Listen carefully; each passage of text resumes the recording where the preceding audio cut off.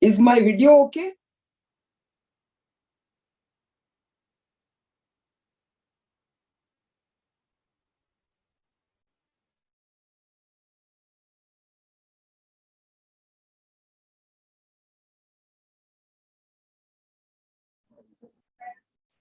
Video okay. Good afternoon, ma'am. Okay. Yes, ma'am, it is okay. And my voice? Yes, sir, it is clear. Voice is also okay, no? Wait.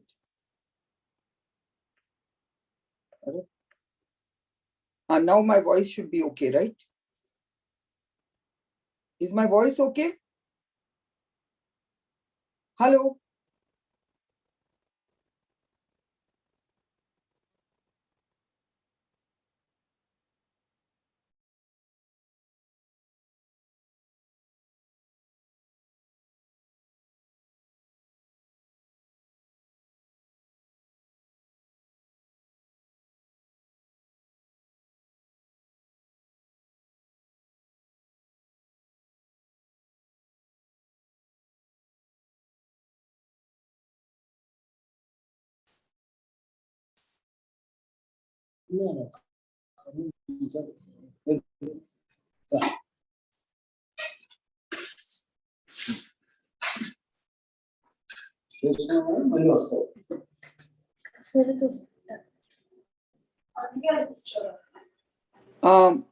Jairaj, can you see me?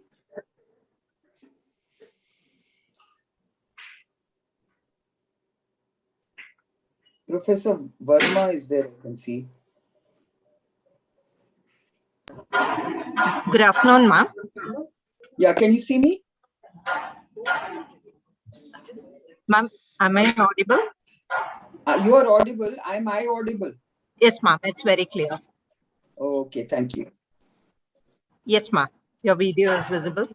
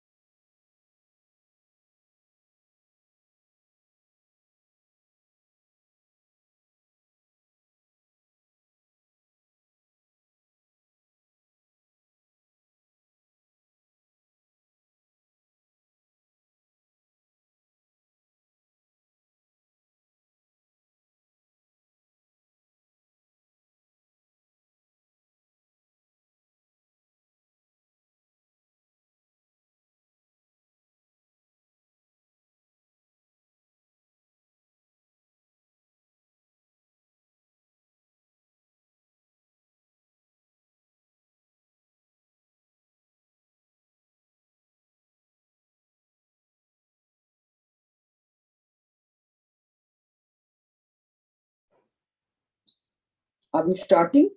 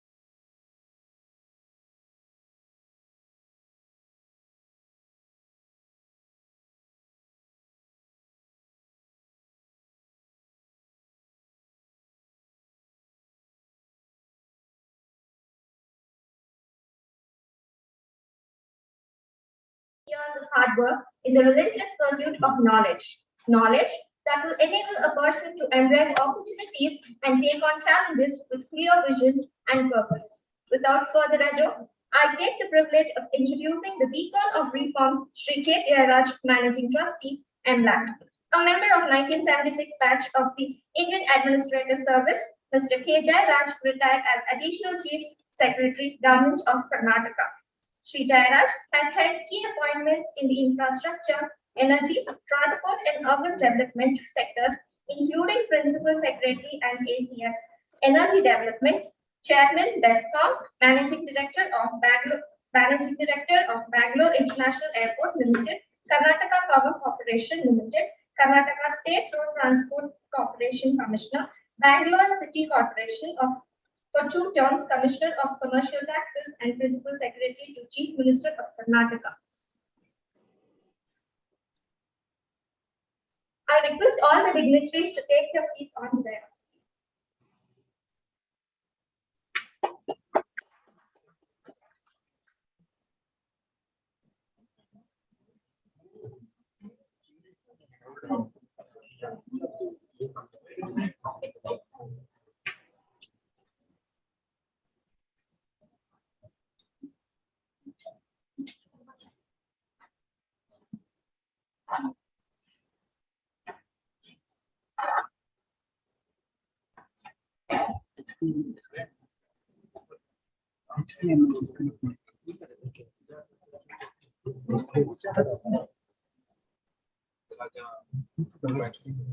May I now request Sir to deliver the inaugural address.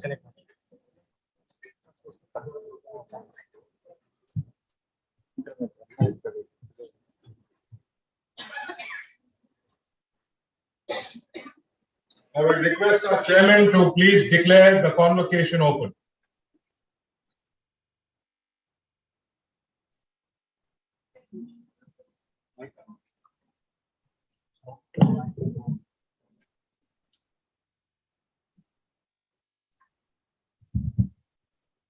I have great pleasure to declare the convocation open. Graduation ceremony open. Thank you. Thank you, Mr. Chairman. Good afternoon, ladies and gentlemen. Hello, Kiran in England. Thank It is you. a great honor for me to welcome all of you to this second graduation function of the Maharani Lakshmi Ammani College for Women, Autonomous. Dear friends, on this occasion, it is a great honor and a privilege for me to welcome Mrs. Kiran Majumdar Shaw, Managing Director and Chairperson of Biocon, who, despite her schedule, is attending this convocation from England. I wanted to let you into a secret. Our esteemed Director Shanta, whom we miss very much, was very keen that Kiran Majumdar Shaw should visit MLAC and interact with our students and faculty. And today, we have fulfilled that vision of Mrs. Shanta, and I therefore would like to thank Kiran very much for joining us today. Today, Kiran, we have 467 of our young women graduating from this college. Because of COVID restrictions, we have only the prize winners present here today. So you see a somewhat thin audience. But this thin audience makes up for more by its fierce aspiration and wanting to succeed in 21st century India.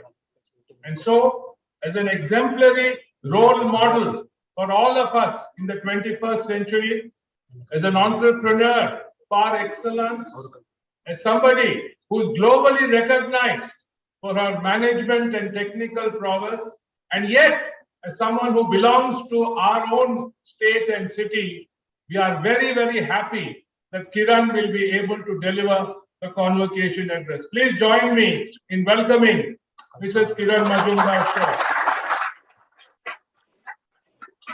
Thank you. Thank you so much, Very happy to Jairaj. welcome our chairman, the distinguished advocate and senior advocate, Mr. Naganan, who is really a great leader for all of us this afternoon. Welcome, Mr. Naganan. We have Mrs. Geeta Narayan, whose grandfather founded this great institution, founder of Malya, Aditi and Shrishti, and present here today. Welcome, Geeta, to our midst. Some other trustees are also witnessing this through video conference, and welcome to all of them. Mrs. Kiran Majumdar Shaw has another engagement. So with the permission of the chairman, I will restrict my remarks and request Mrs. Kiran Majumdar Shaw to deliver a convocation address. But before that, I would like to say that this is a very proud year for us, not only because it is the second graduation function that we are having, but also because NLAB is celebrating its golden jubilee. And this golden jubilee year is of great significance to us because this organization has completed 50 years of service. And as we look forward, taking the example of Kiran and others, we want to make sure that this institution is not only among the best in Bangalore, but clearly it ranks among the best in the country. And in this, we have very dedicated and competent faculty. We have a wonderful set of people who provide the administration of the college, clear leadership of the trust, the leadership of our college management, and all of us working together to make a great institution. So on this auspicious occasion, I welcome all of you. I welcome the chairman and the other trustees. And now I request the chairman to invite Mrs. Kiran Majumdar Shaw to deliver her graduation address. Thank you. Madam, I request you to kindly address the students and the graduating students and all the award winners now. Thank you. ಎಲ್ಲರಿಗೂ ನಮಸ್ಕಾರ ಮತ್ತು I want to thank my dear friend Jairaj for giving me this honor of addressing the entire graduating class of this year, which I understand is the second graduation ceremony of the autonomous Maharani Lakshmi Ammani College for Women in Bengaluru. And I'm also delighted that this also marks the golden jubilee of this illustrious institution, which I'm really, really proud and privileged to address. I want to, of course, start by thanking the chairman of the trust, Mr. Naganan. I want to also acknowledge the other trustees. Of course, managing trustee is my dear friend, Mr. Jairaj. I'm also really delighted to learn that Mrs. Geeta Narayan is also a trustee, Professor Verma, Mr. Karajgi, and Mr. Medappa, who's the treasurer, and many others of the trust. I'm also so delighted, or rather impressed, to hear that Rodam Narasimhan also was a member of the trust until he sadly passed away. So this is something which I do believe is an important educational institute, especially since it is directed and committed to the education of women. And I want to start by commending the faculty and the management of the college for upholding the vision of your institution's founder, Dr. K.N.B. Shastri, which was all about empowering and educating women. And I'm also really delighted to learn of the fact that Dr. Shastri was Geeta Narayan's grandfather. So with this kind of wonderful pedigree of educationalists, of people who are so committed to a new India, I want to reflect on my own graduation days. And I remember that I was the only girl in my class for the Master Brewers program that I attended at the Ballarat University in Australia. And when I returned to my own country after completing my Master Brewers program in Australia, I was in for a rude shock. As I discovered that in my own country, breweries did not want to hire women. And, it was also a time when I realized that this was a very hostile country for women pursuing careers. This was in the late 70s. And it was interesting for me to note that many women who had actually pursued a degree did not want to pursue a career, leave alone entrepreneurship. The environment for women to run a business in those days was very, very tough, I can tell you. And women professionals in India were stereotyped as unreliable, unprofessional, and high risk. When I started Biocon in 1978, I just want all of you young women to know that I was 25 years of age and I had to fight all these stereotypes. Even though entrepreneurship was an unusual career choice for women in the 70s, I decided I wanted to try it out. I was very, very rebellious. I was very angry with the fact that despite being a very qualified brewmaster, I was not being allowed to pursue a career in brewing. And it was that, spirit of retaliation that got me to enter this whole field of entrepreneurship. It was an accidental encounter that I had with an Irish biotech entrepreneur that got me to start my company Biocon in 1978. And I started my company at a time when no one understood what biotechnology was about. So I thought this gave me a huge challenge to establish and prove my credibility as an entrepreneur, as a business leader, as someone who could take risks, and as someone who could actually run a business successfully. If you remember, I had mentioned earlier on that women professionals were considered unreliable, unprofessional, and high risk. And I wanted to prove that I could actually bust all these myths. Remember, I came from a middle-class family with no business background. I did not go to business school, so I was not qualified to run a business. I had very limited financial resources. I had only 10,000 rupees in my bank. And here was I trying to start a biotech company in a country that was hostile to women, in a country which at that time, in 1978, was very under-resourced, and clearly told me that this was going to be very, very difficult. But despite this, I took it on as a spirit of challenge. And all along, I remember everyone telling me, why are you trying to do this? Why don't you just try and find a good husband and settle down and raise a family instead? And I said, no, I have to do something to prove that women are worthy of being included in the economic mainstream. I want to prove that educated, qualified women can pursue very successful careers and can become very successful entrepreneurs. That was my driving spirit when I started Biocon. So I wanted to, from the very beginning, be a change agent in society. And I wanted to transform the way society perceives and treats women.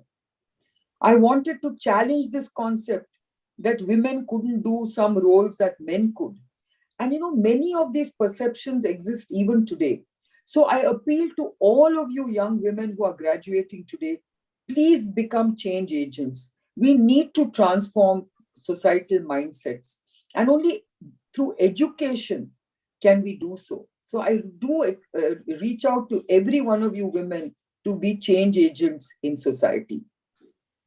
I must also say that it was my late father who was my greatest supporter.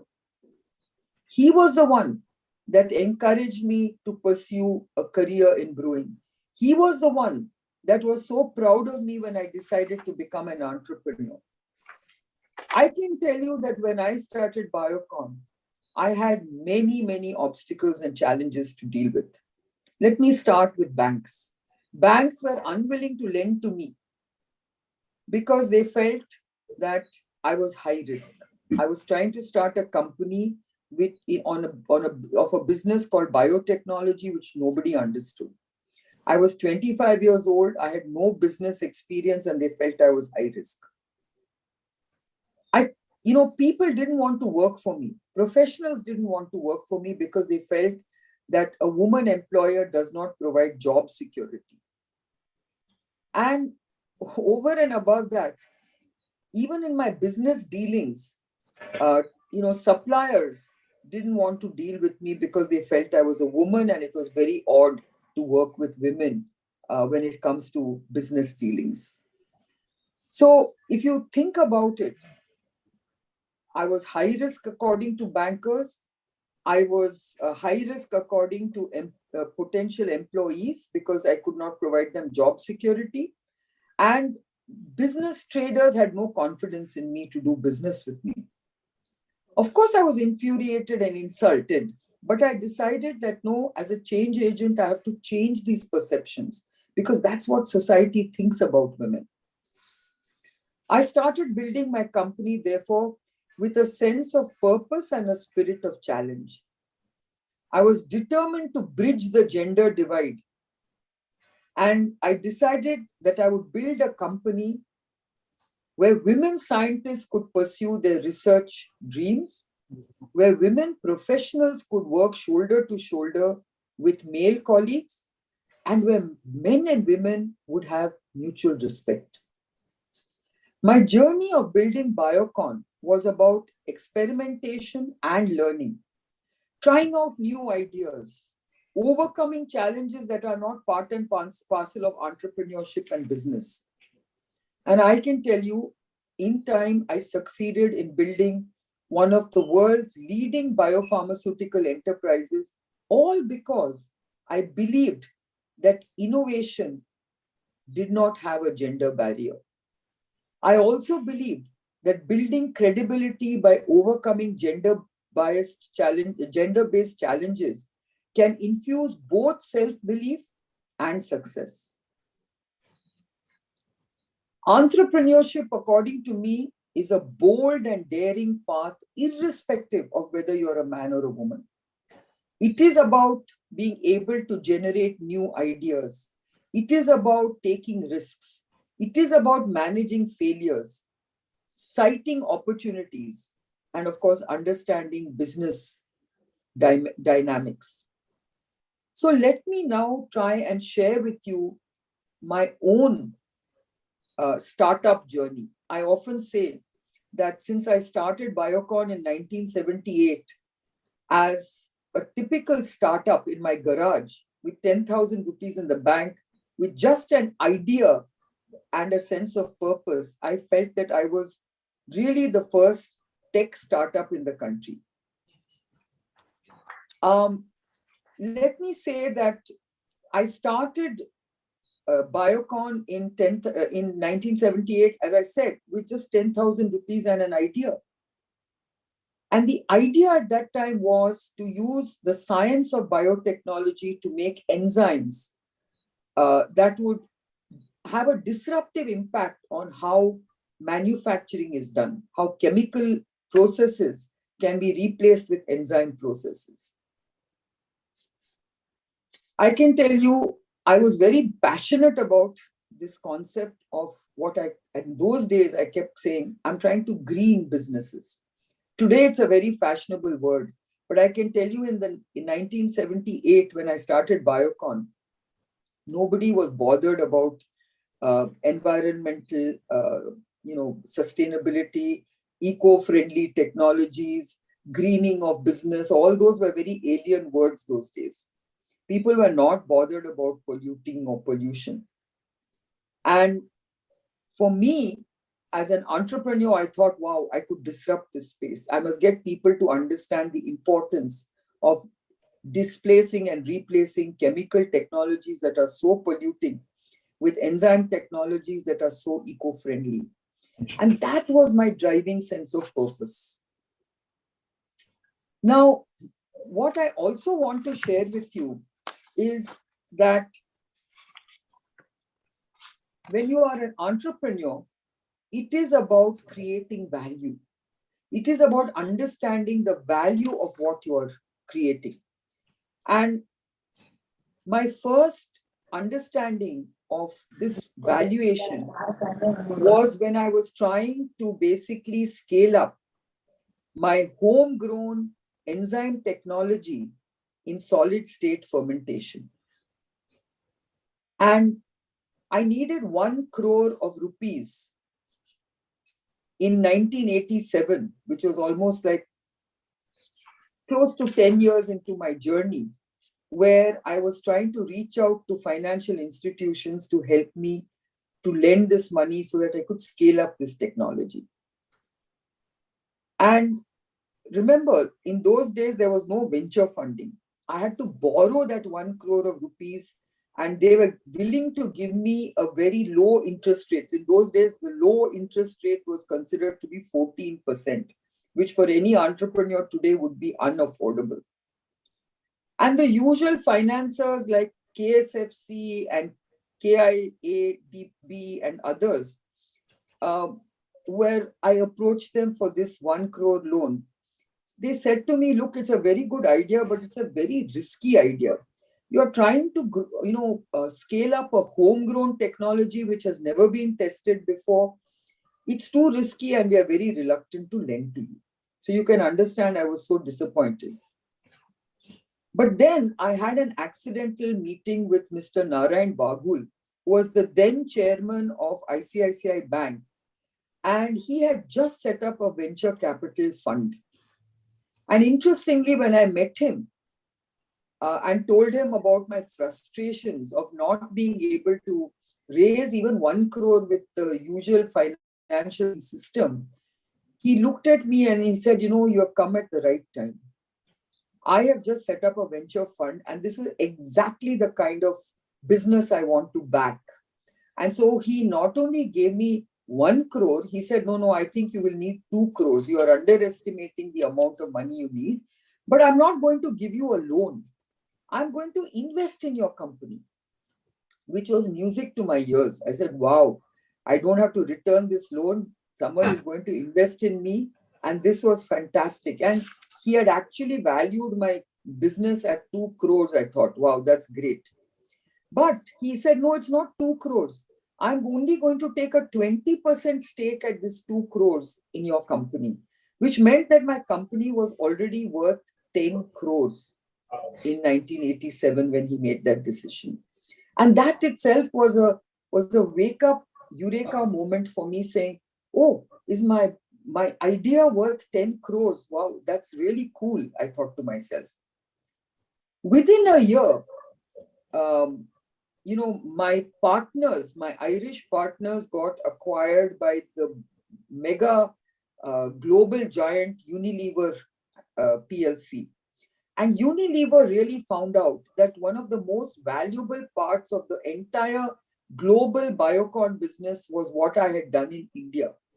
And so what they did was they immediately bought out ICICI's stake in Biocon at 4 times the value, which meant that now my company was worth not 10 crores, but 40 crores. That to me also was a great moment of excitement for me.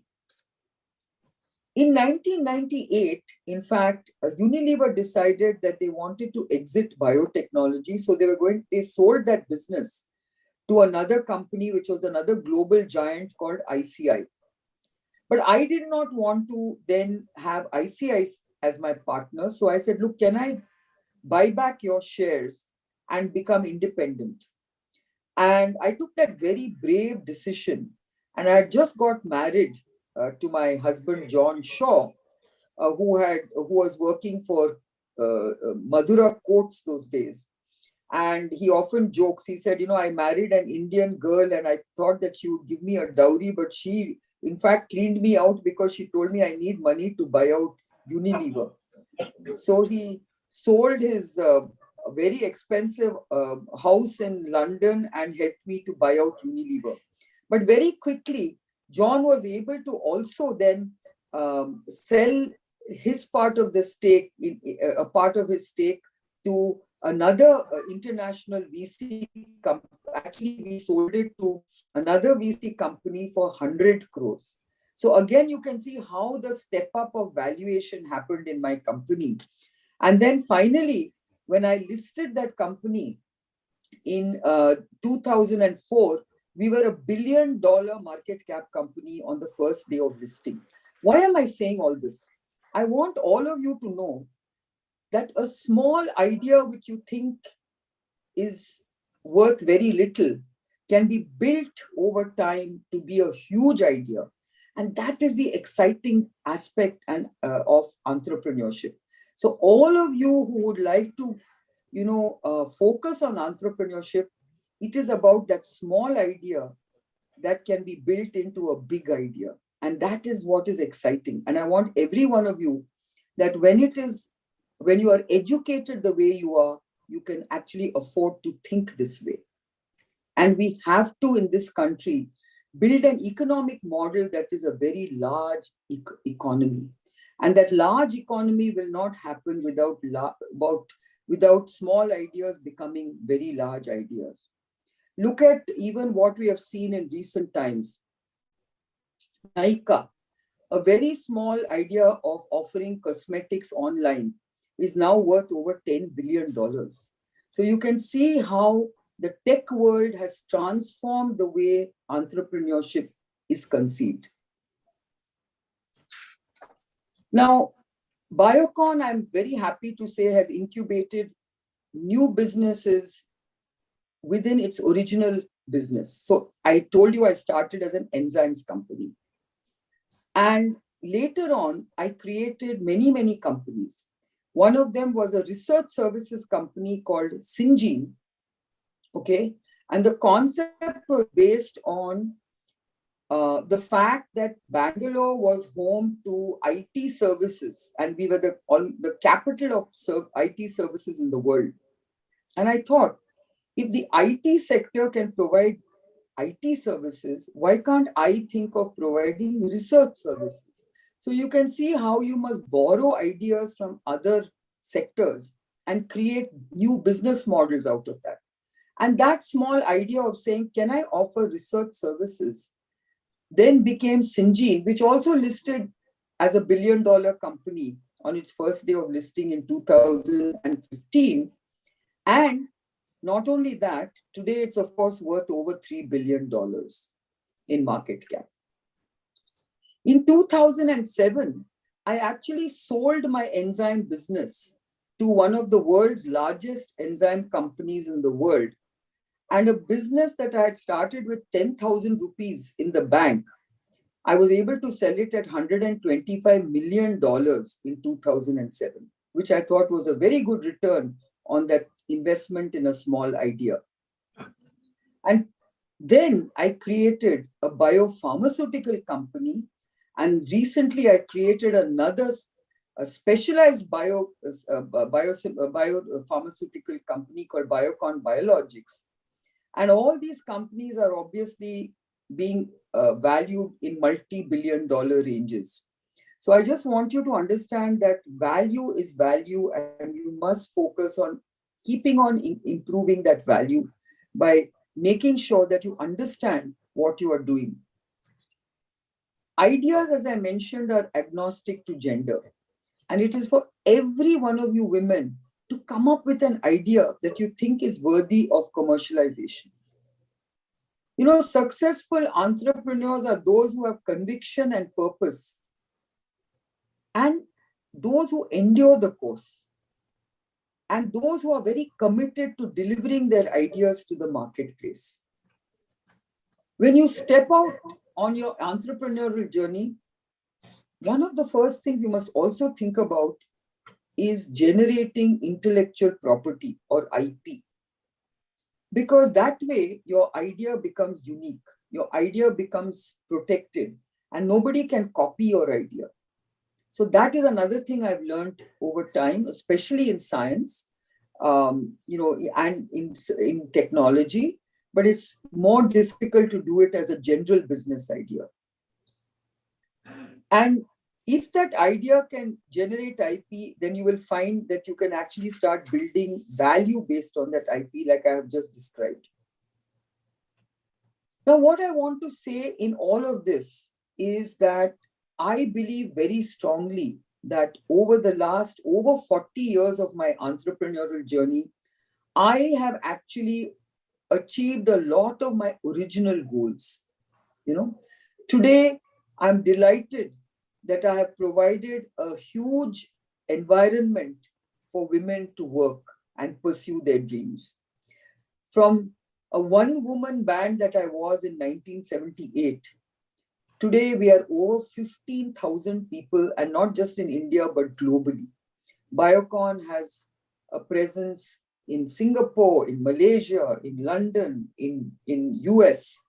And of course, in India, we are present not just in Bengaluru, but we are in Hyderabad and Visakhapatnam and Mangalore. So, we have actually spread our wings far and wide.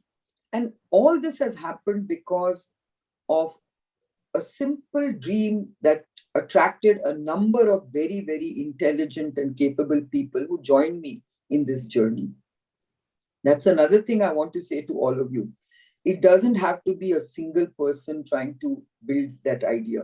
You have to start sharing that idea, getting a buy-in to that idea, and making sure that you create these very charged teams who want to succeed.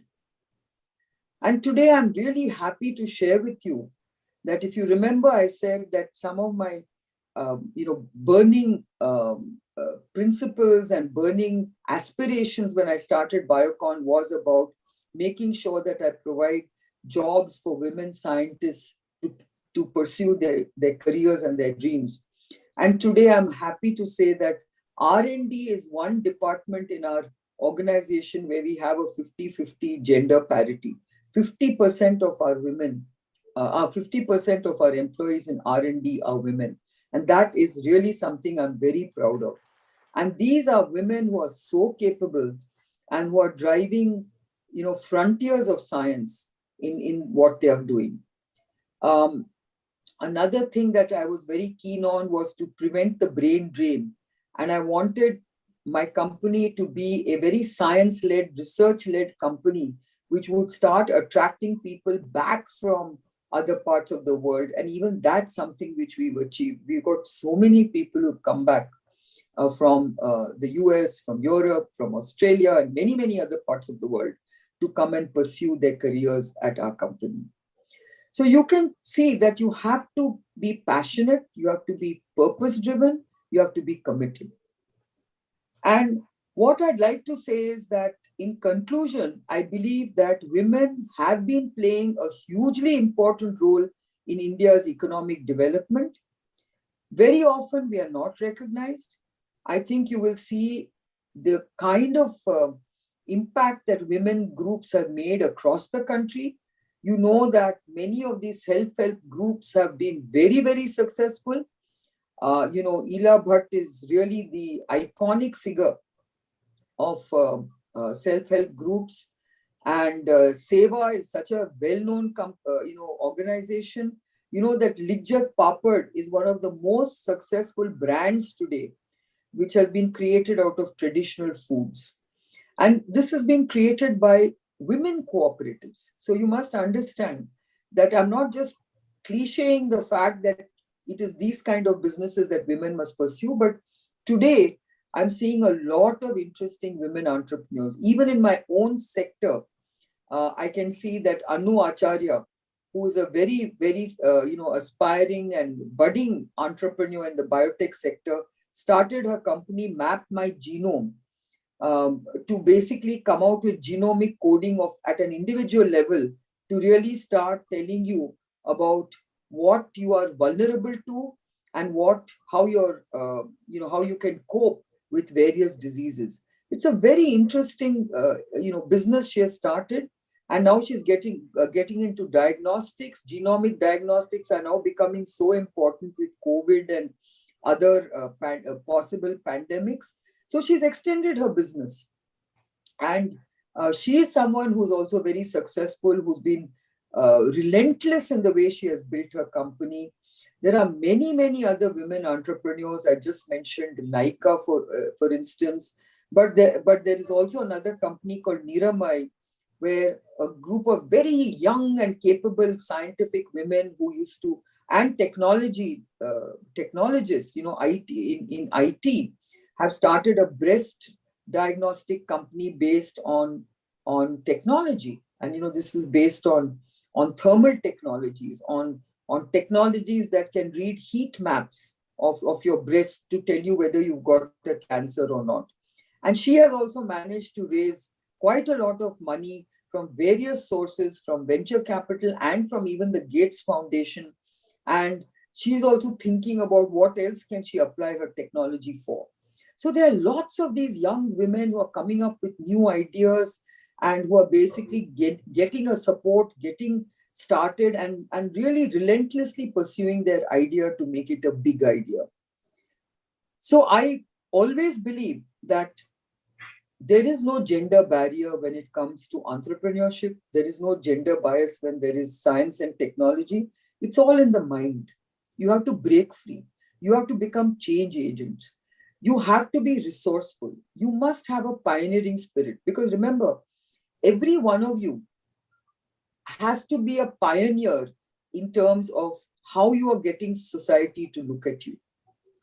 And what I would suggest to every one of you is to be a change agent.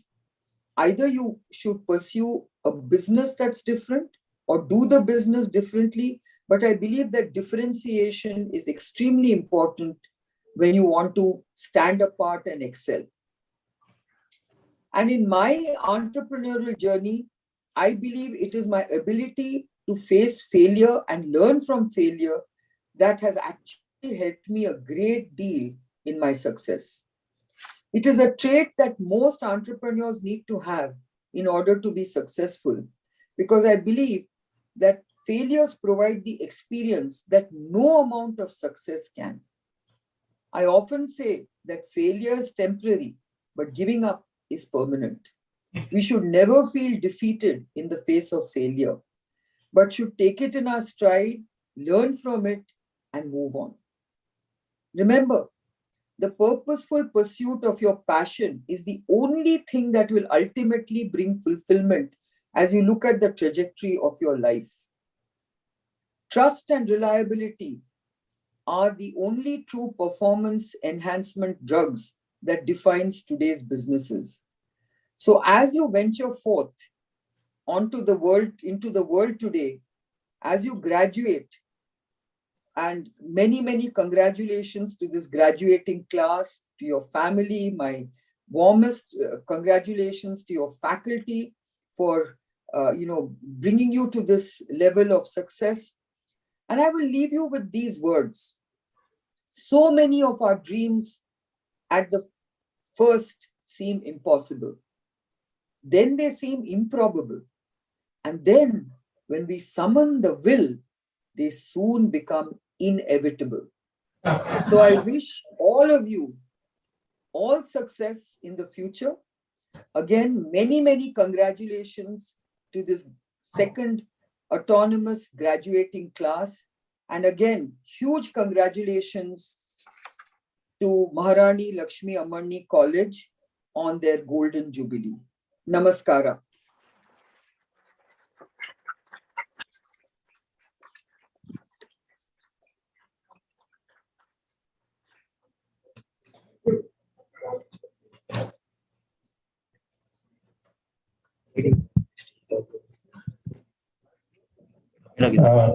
Dear Ms. Shaw, I think your talk was scintillating. It was thought-provoking. It was very motivating. And more than anything else, it was heartwarming, because seeing the young graduating students in front of you, many of them are watching it on YouTube live, and I'm sure they're all going to get deeply inspired. And with your kind help, support, blessings, guidance, I'm sure many of the young graduating students are going to turn out to be great entrepreneurs and give you a run for your money. Good. Thank you very much for joining us. Deeply obliged.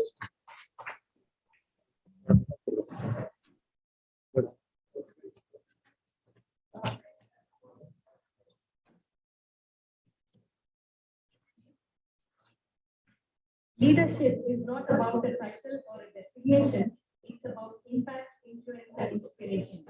And we have had such inspiration, just gave us a lot of inspiration and influence.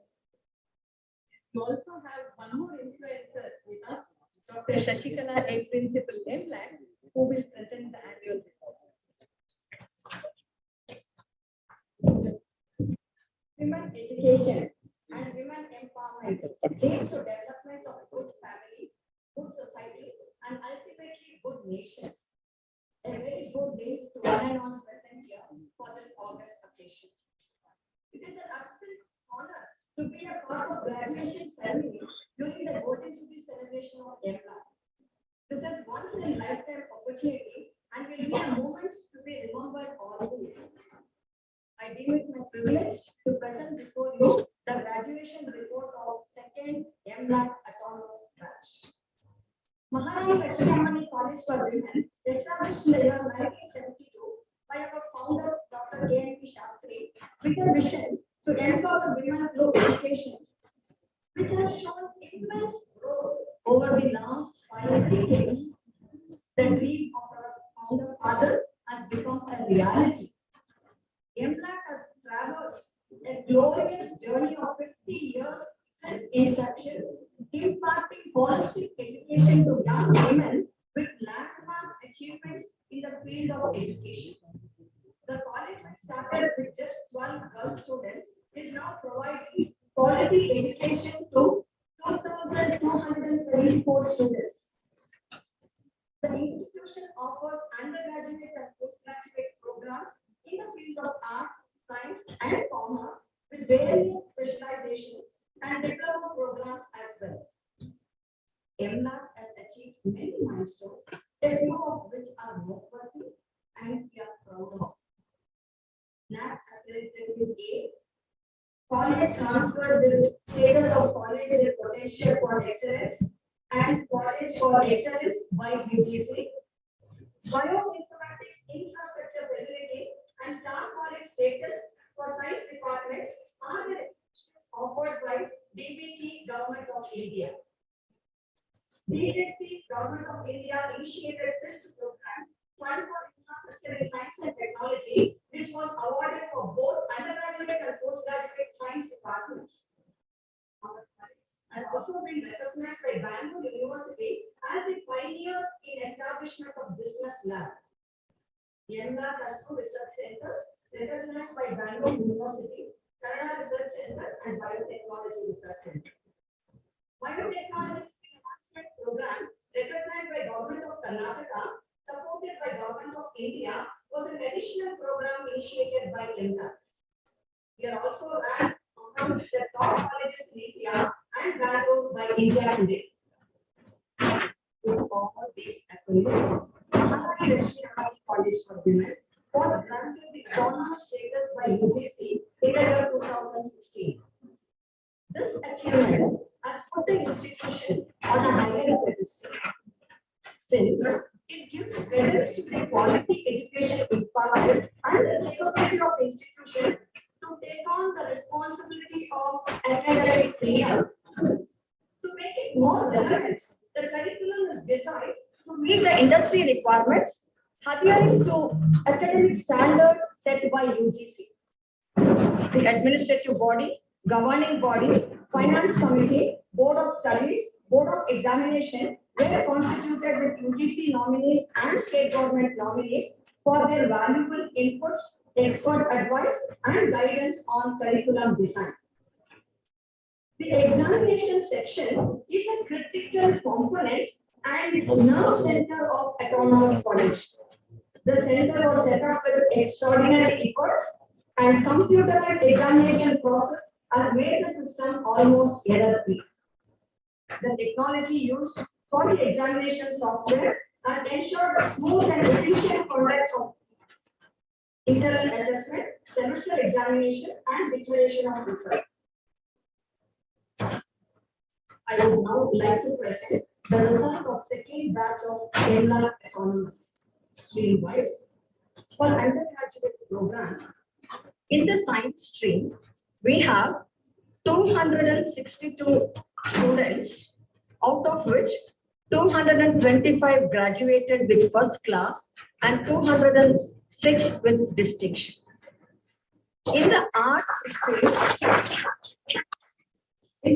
stream, out of 53 students, 40 graduated with 39 first class and 22 distinction. In the commerce stream, out of 220 students, 171 graduated with first class and 110 distinction.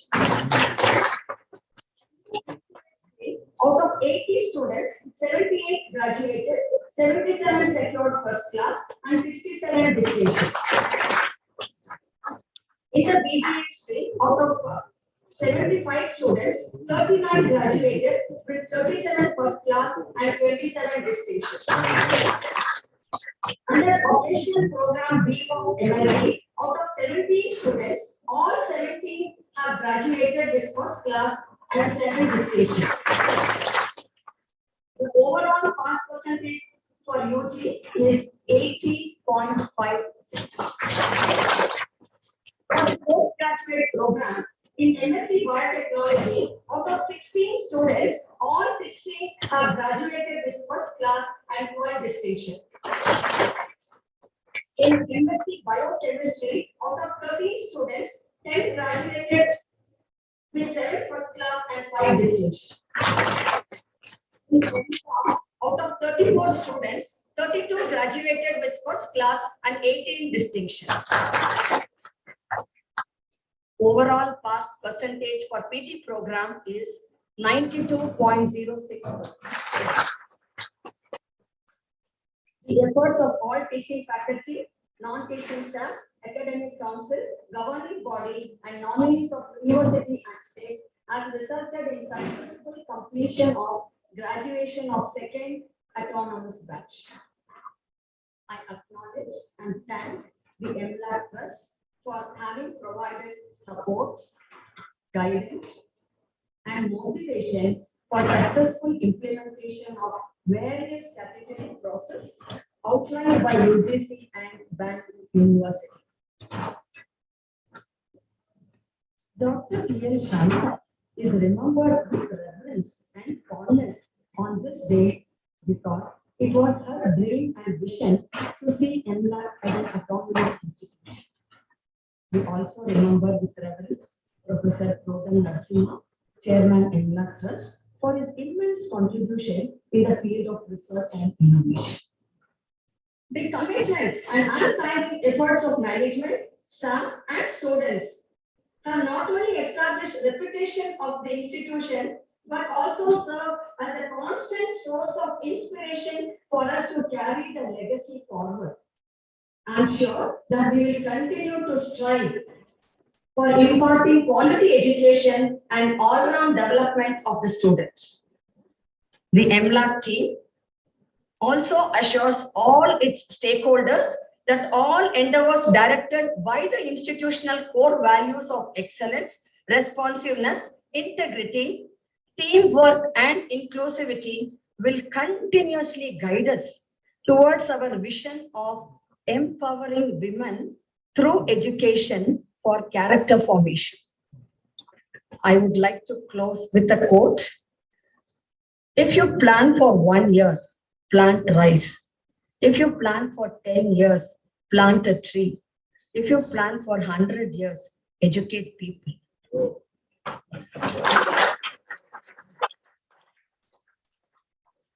Thank you and congratulations to all graduates and recipients of gold medal. Thank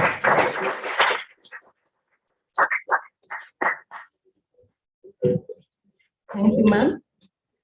Anthony D. Sain said, perfection is achieved not when there is nothing more to add, but when there is nothing left to take away. We have Dr. Renuka Srihari, Controller of Examinations, MLAC, with us, who made the process of examination flawless and perfect at MLAC. At this moment, please help me welcome Dr. Renuka Sridhari. And the stage is yours. This graduation ceremony 2022 has been called to present and admit the candidates who have appeared in the examination, have passed successfully, and are qualified for the award of degree. Now it is time to present the students who will be admitted by the chairman for the award of degree. The course coordinators of the Faculty of Arts, Science, Commerce, and PG Studies shall present the candidates to the chairman. May I request our Honorable Chairman, MLAC Trust, to admit the students presented for the award of degree. I request Dr. Manjula, Coordinator, Faculty of Arts, to present the students of HES, HEP, and PJs to be admitted for the award of degree. Good evening to one and all present here. Honorable Chairman MLAC, I, Dr. Manjula K, Coordinator, Faculty of Arts, present 9 candidates of BA HEP and 12 candidates of BA HES, 19 candidates of BA PJS, whose names are set out in the registry for the degree of BA under Faculty of Arts. They have been examined and found qualified for the degree conferred for which they can be admitted.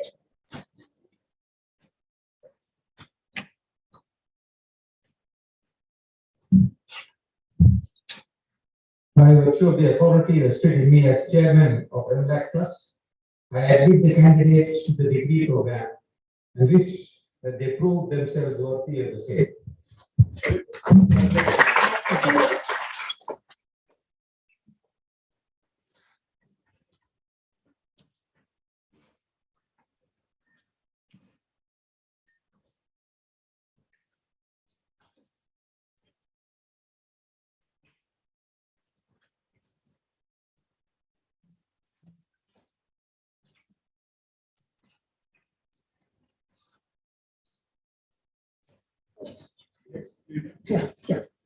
I request Dr. Kamala A, Coordinator, Faculty of Science, to present the students of CBZ, PCM, PNCS, CZPT, CDPT, BCZMB, BWOC, MLT, and BCA for the award of degree. Thank you, ma'am. Good evening, Honorable President here. Honorable Chairman MLAC.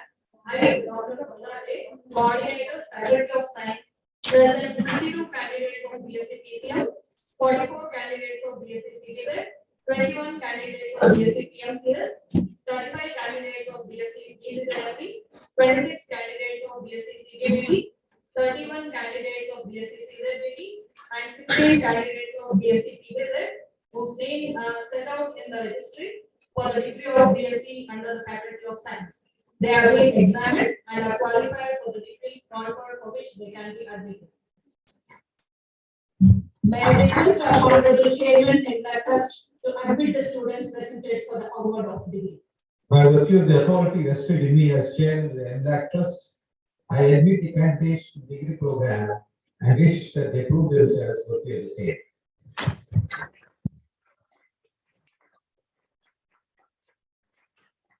Honorable Chairman MLAC, I, Dr. Kamala A, Coordinator, Faculty of Science, present 78 candidates whose names are set out in the registry for the degree of BCA under the Faculty of Computer Application. They have been examined and are qualified for the degree conferred for which they can be admitted. By virtue of the authority vested in me as chairman of the MLAC Trust, I shall admit the candidates to the degree program and wish that they prove themselves worthy of the same.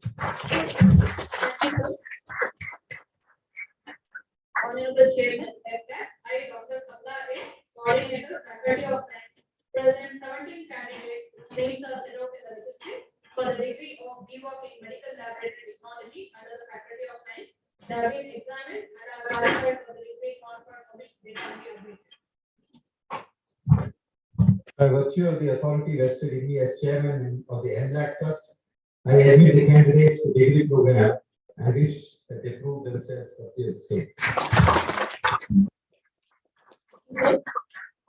Request Professor Manjula Shekhar, Coordinator, Faculty of Commerce, to present the students of Commerce and Management Studies to be admitted for the award of degree. Good evening to everybody. Honorable Chairman MLAC, I, Professor Manjula Shekhar, Coordinator of Commerce, present 171 candidates of BCom whose names are set out in the registry to the degree of BCom under the Faculty of Commerce. They are being examined and found qualified for the degree conferred for which they are being admitted. By virtue of the authority vested in me as chairman of the NIC Trust, I agree the candidates to the degree program and wish that they prove themselves worthy of the same. I, Professor Manjula Shekhar, Coordinator of Management Studies, present 39 candidates of BBA whose names are set out in the registry for the degree of BBA under the Faculty of Management Studies. They are being examined and found qualified for the degree conferred for which they can be admitted. May I request an honorable chairman in that trust to admit the students presented for the award of degree. By virtue of the authority vested in me as chairman of the NIC Trust, I agree the candidates to the degree program and wish that they prove themselves worthy of the same.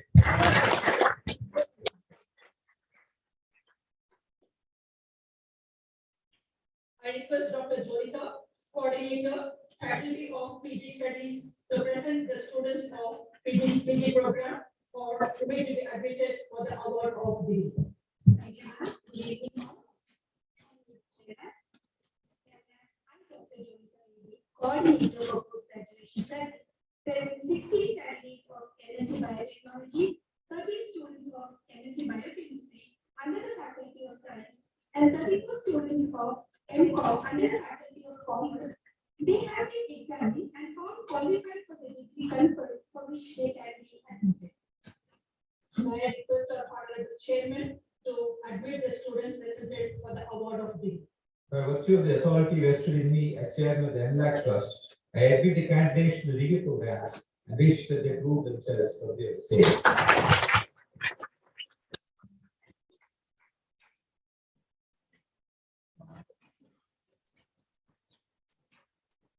Thank you, sir.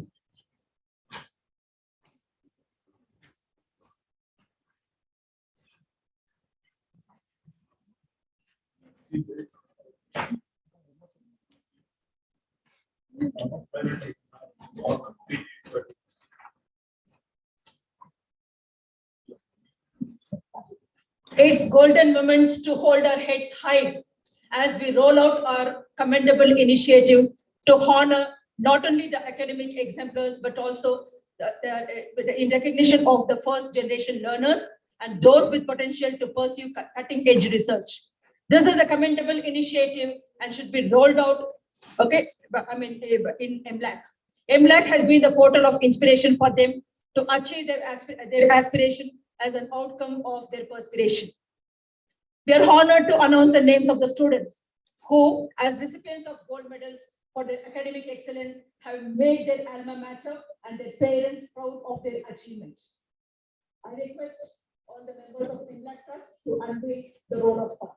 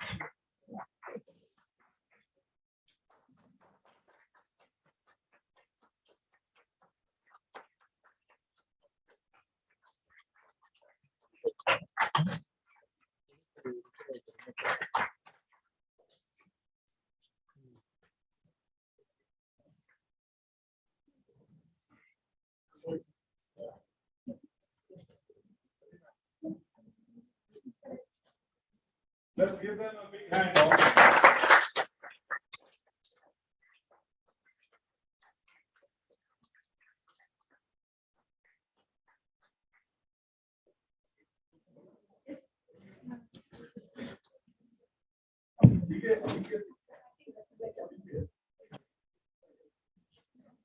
everyone to be seated. May I request the presence of Dr. Jolita A.B., Academic Coordinator, MLAC, to announce the names of the gold medal recipients. And also I request Sri S.S. Nagadan, Chairman, MLAC, to honor the gold medal recipients.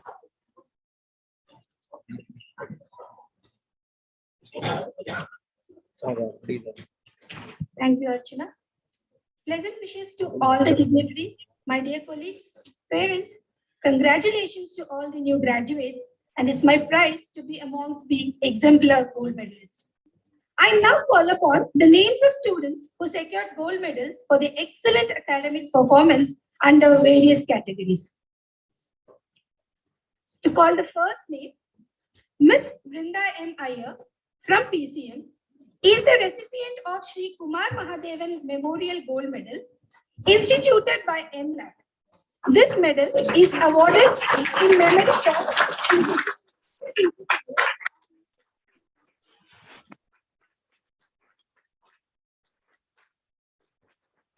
Sri Kumar Mahadevan, founder president MLAC Trust, was a BA graduate in electrical engineering from Faraday House, London, UK. His contribution in the development of college and passion in electrical science has manifested in rewarding exemplary performance under physical science category.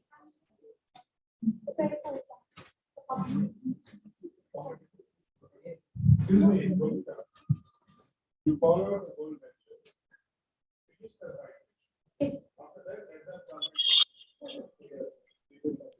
Good luck. Congratulations, Linda.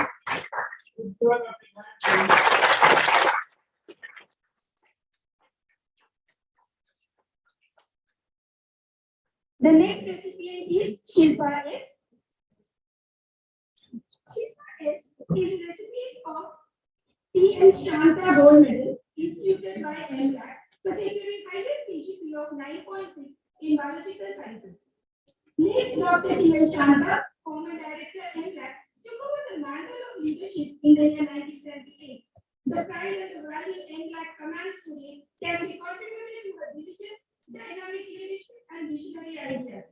Commemorating her key role in the magnanimous growth of science department at MLAC, the institution has instilled this prestigious award.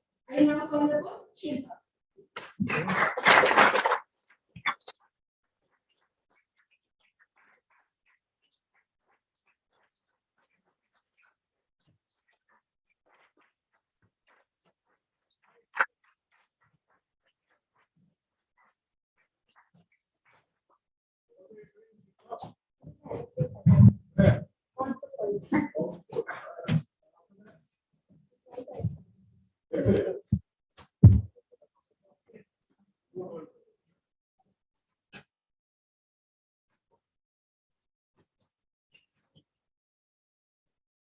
Congratulations, Shilpa.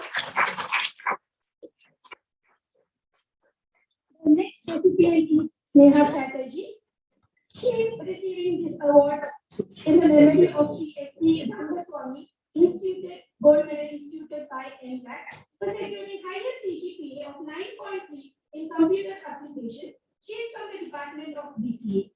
Sri Rangaswamy was a former chairman of MLAC Trust from 1892 to 1996 and was instrumental in transforming Maharani Lakshmi Ammani College in rationalizing the admission procedure, retrieving the institution to life and vitality under its benign influence. A businessman by virtue is remembered by the college by instituting a medal for the best performer in business administration. I call upon Sneha Chatterjee.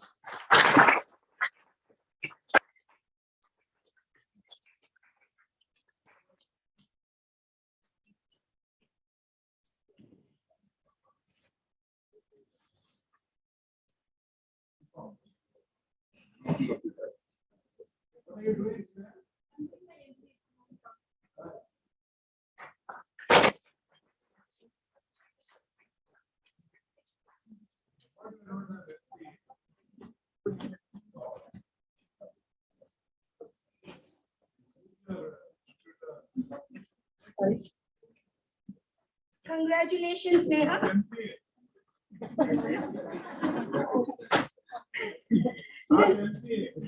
The next recipient is Priyadarshini Amiya Pradhan from the Department of BCA.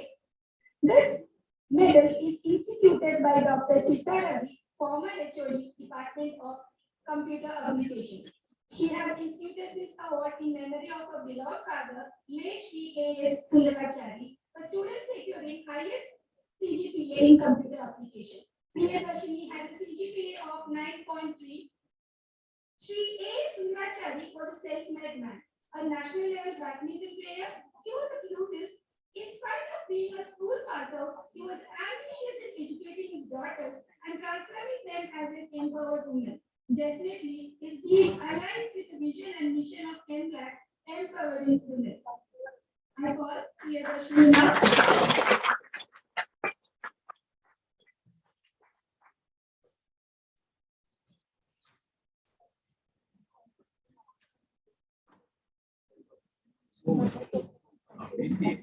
BTS.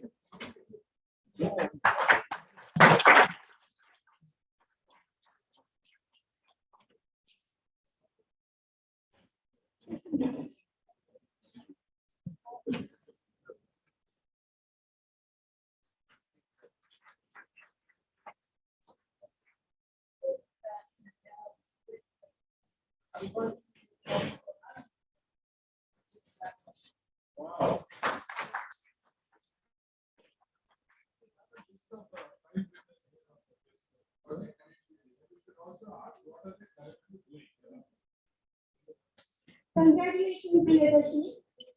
The next recipient is Sanjana V. Kale, BA, which is from PGS combination. She is the recipient of prestigious Dr. K.N.V. Shastri Memorial Award, instituted by a gold medal instituted by MLAC for securing highest CGPA in arts. Our CGPA is 9.1. Dr. K.N.V. Shastri, the missionary founder of Maharani Lakshmi Ammani College, envisioned the need for educating and empowering women, established MLAC in the year 1972. The founding director was a noted historian and eminent scholar in history. He was a recipient of William Miller Scholarship, and among Indians, he was one of the first to get a doctorate. Sanjana,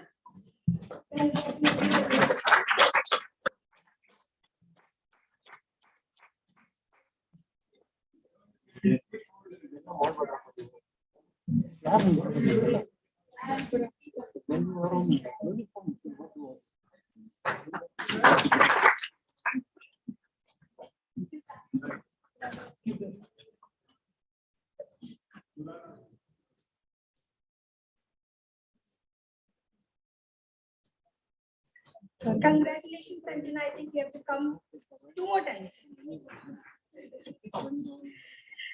The next candidate is Misbah Uruj from BCom. She is receiving Shri S.G. Sundarswamy Memorial Gold Medal instituted by her chairman, MLAC Trust, Shri S.S. Naganan, in loving memory of his father. For the students securing higher CGPA in commerce, Misbah has a total CGPA of 9.1. Shri S.G. Sundarswamy, a Bachelor of Degree holder in Law from Madras College, Advocate General of Karnataka from 1972 to 1972, Senior Advocate, High Court of Karnataka, was a simple and a poised man. Socially active man, has also served as a trustee of MLAC and has served the college in its progressive development. I call Misbah Uruj.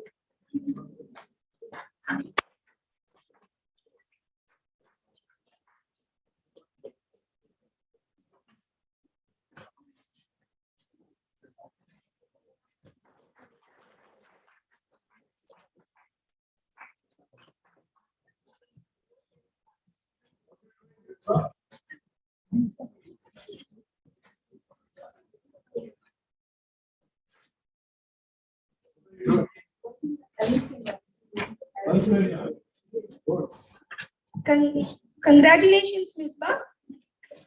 The next candidate is Navya CV from BBA. She is the recipient of the gold medal instituted by Srimati Madhuri Nagaland for securing highest CGPA in management studies in memory of Srimati Kamala Sundarswamy, her mother-in-law. She has a total CGPA of 8.9. Srimati Kamala Sundarswamy of 7 siblings. Serene and calm-natured woman, was the founder secretary of a school set up by Purna Pragna Education Society, member and later president of Inner Wheel Club, Bangalore. An affectionate and joyful mother died prematurely at an young age, leaving behind her 2 sons, one being our current chairman, Sri S.S. Narayan. Now here.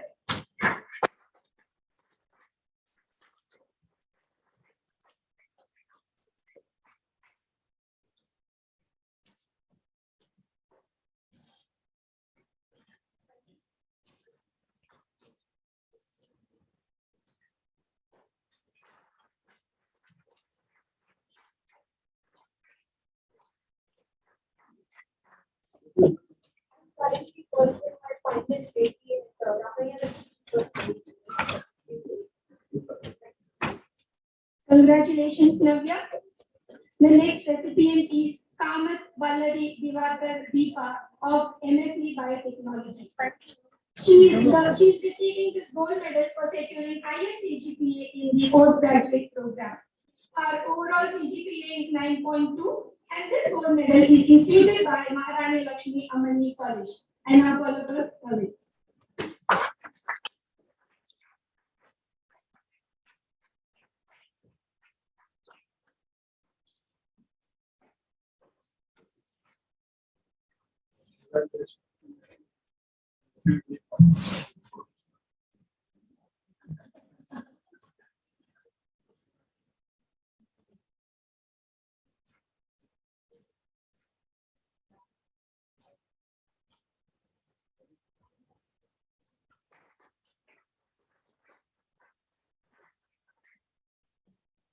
The next recipient is Shweta Prasad.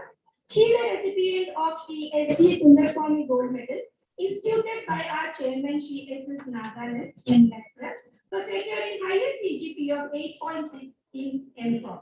Shweta.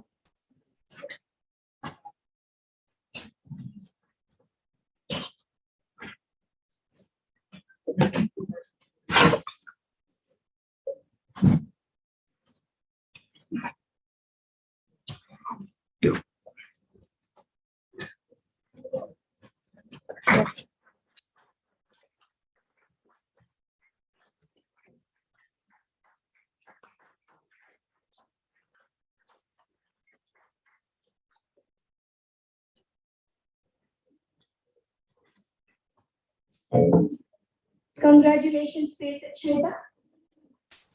The next recipient is Sneha M. Jain of MSc Biochemistry.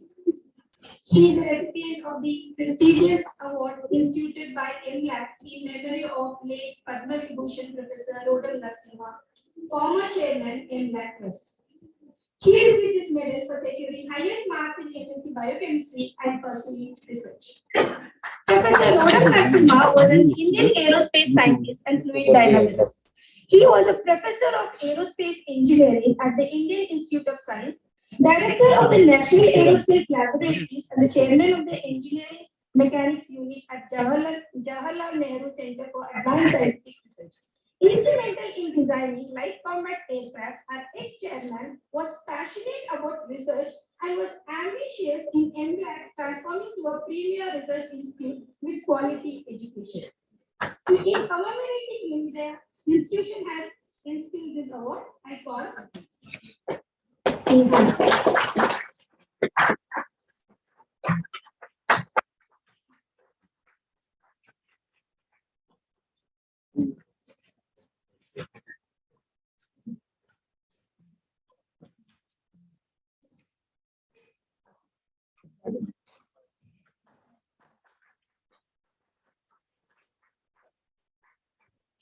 Congratulations, Sneha.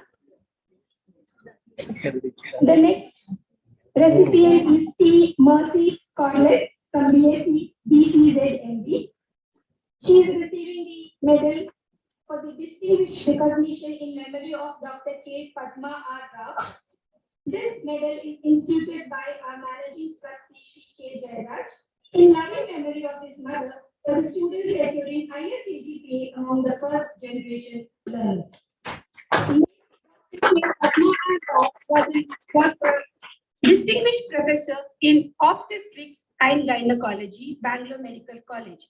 She was among the first female MBBS graduate from Madras Medical College, obtained MD from Lady Harding Medical College, Delhi, a WHO scholarship awardee.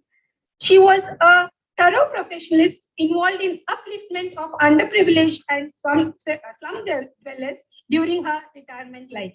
In spite being deep-rooted with Indian values, a forward-thinking lady, today would be proud of all those first-generation learners receiving this gold medal for their achievement overcoming all the odds. I call Mercy.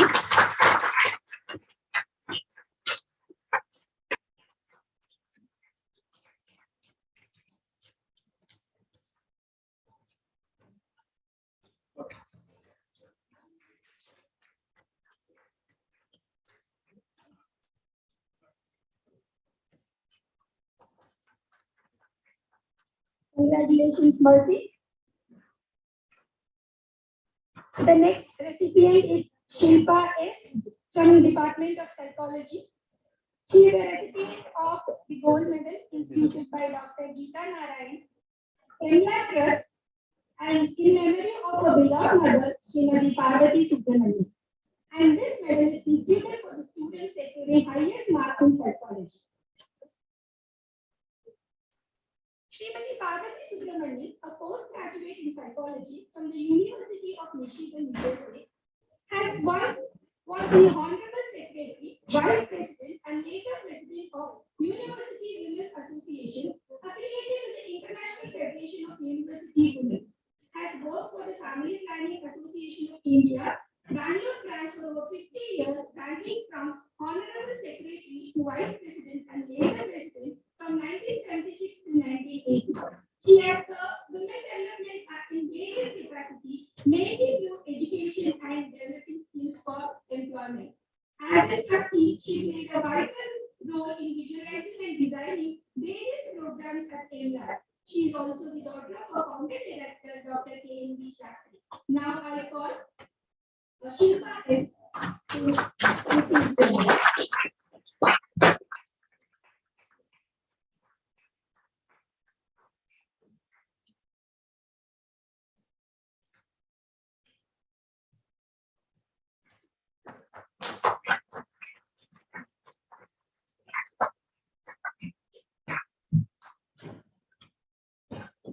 Congratulations, Shilpa. Dr. B.R. Ambedkar Memorial Gold Medal for securing highest CGPA in arts under the reserve category is awarded to Ms. Sanjana V. Kale from PGS Combination. This medal is instituted by MLAT. Sanjana.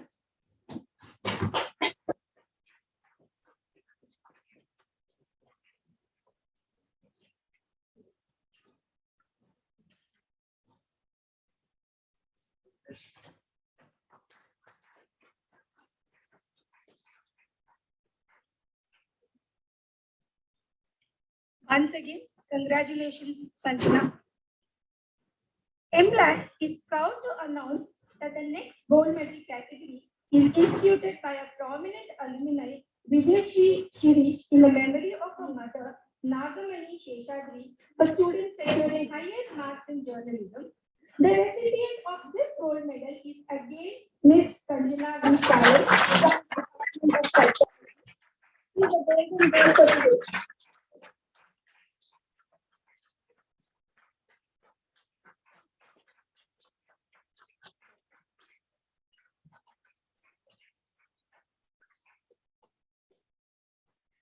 You're going to be definitely a trendsetter, Sanjana.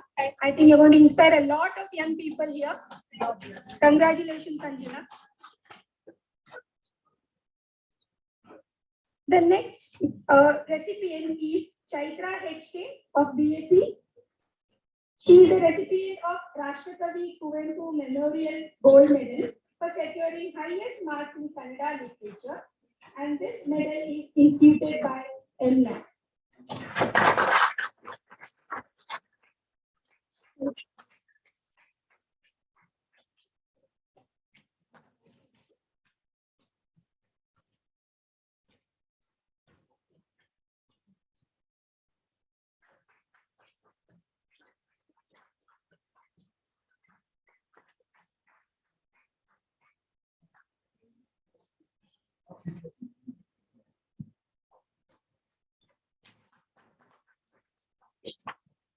Congratulations, Chaitra. Your success, all your success is definitely an inspiration to all your fellow students. Once again, heartiest congratulations to all the achievers. I congratulate even the proud parents. Let's give all the gold medalists.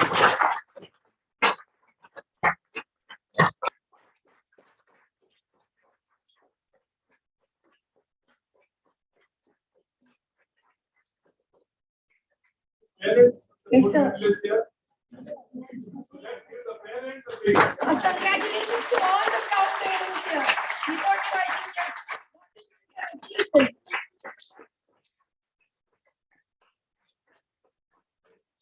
And also congratulations to all the faculties who have put all their souls in.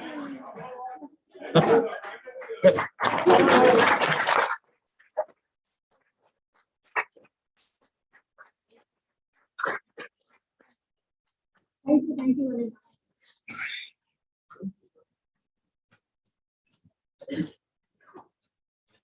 I now request Ms. Shilpa to administer the oath.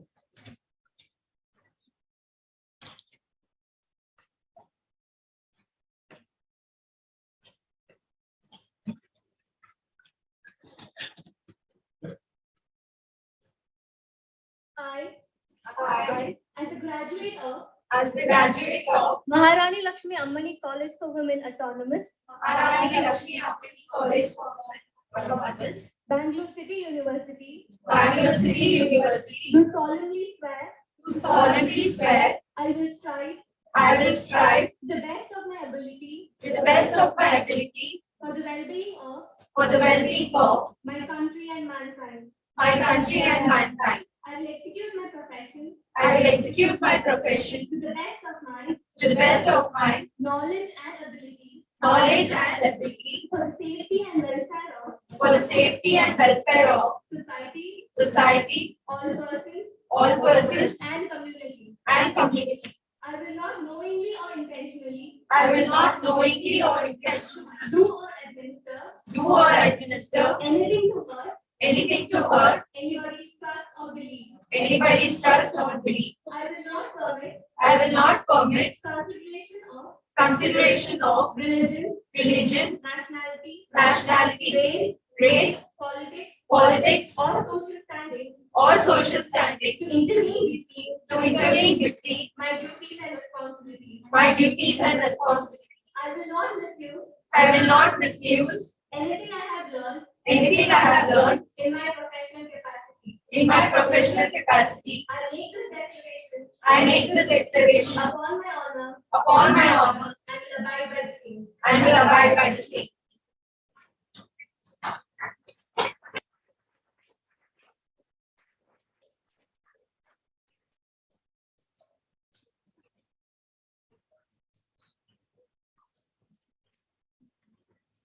At this juncture, I take the opportunity to convey warm regards of our guest of honor, Dr. Ashwar Narayan, Deputy CM and Minister Higher Education, Government of Karnataka.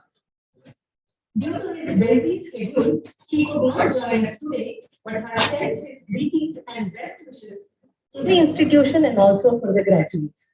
Thank you, sir. I now request all the dignitaries to release the graduation ceremony.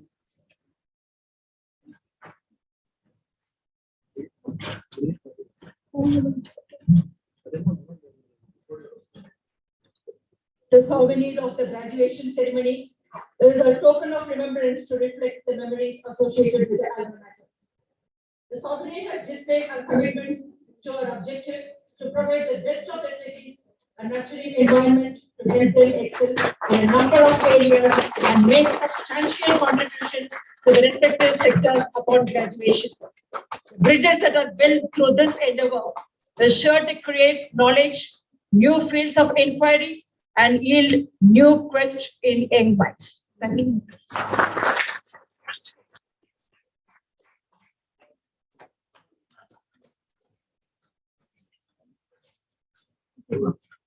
Thank you.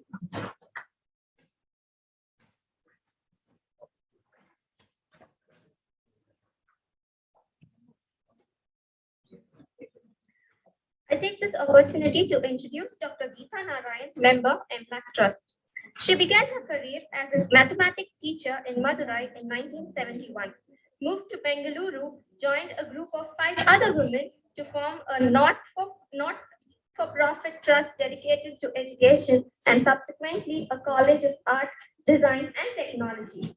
She wears many hats that of a teacher, researcher, administrator, facilitator, mentor, and in all her roles, she is the curator of creativity. She is also the founder director of Srishti School of Art, Design and Technology. Madam, I request you to kindly address the gathering.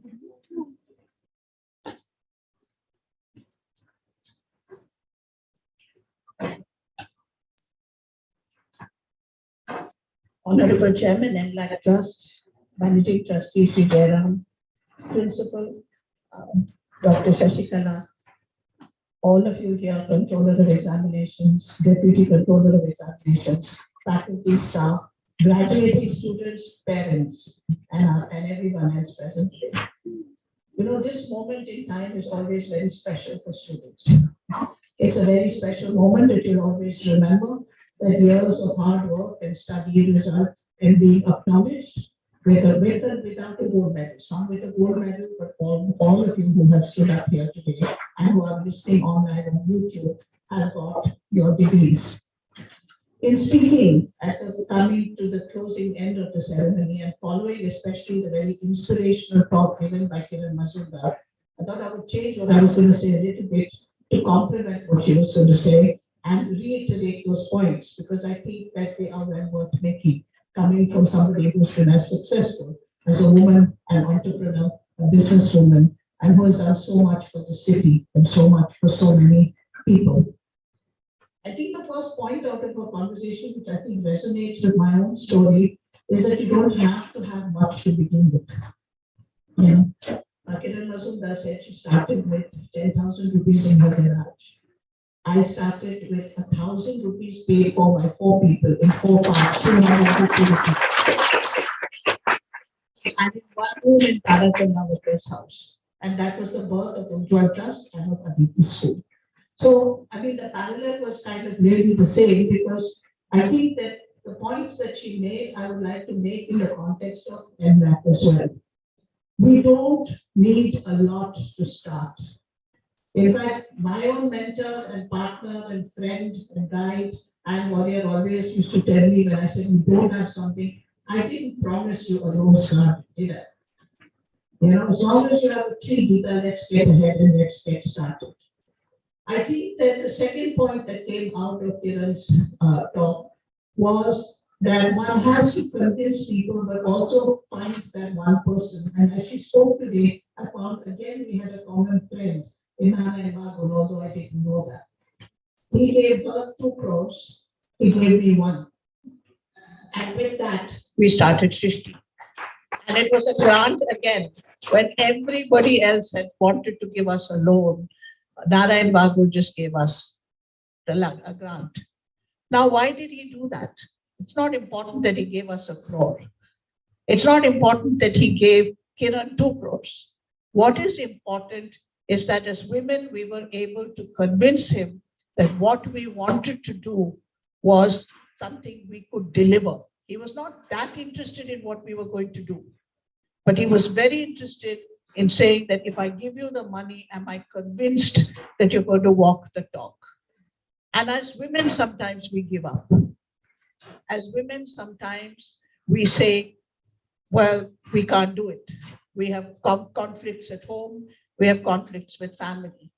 I gave a talk the other day to the women students, and many of the women students in MLAC asked this question. They said, you went out and did what you wanted to do, but I can't even leave my house, was what one girl from MLAC spoke online that day.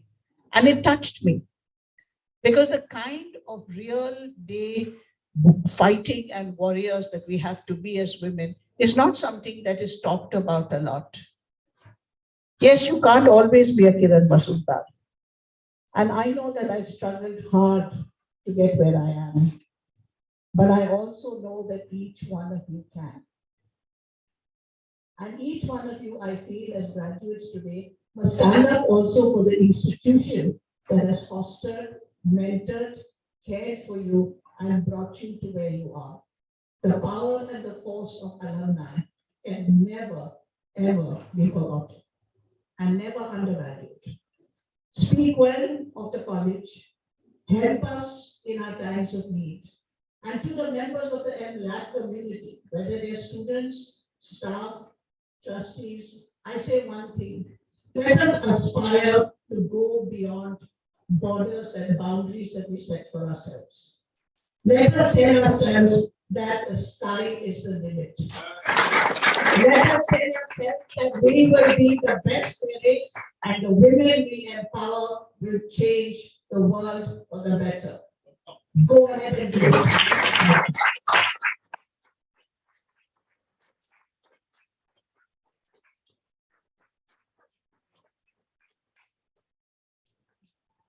Thank you, ma'am, for your encouraging words and taking us through your journey as a successful woman entrepreneur.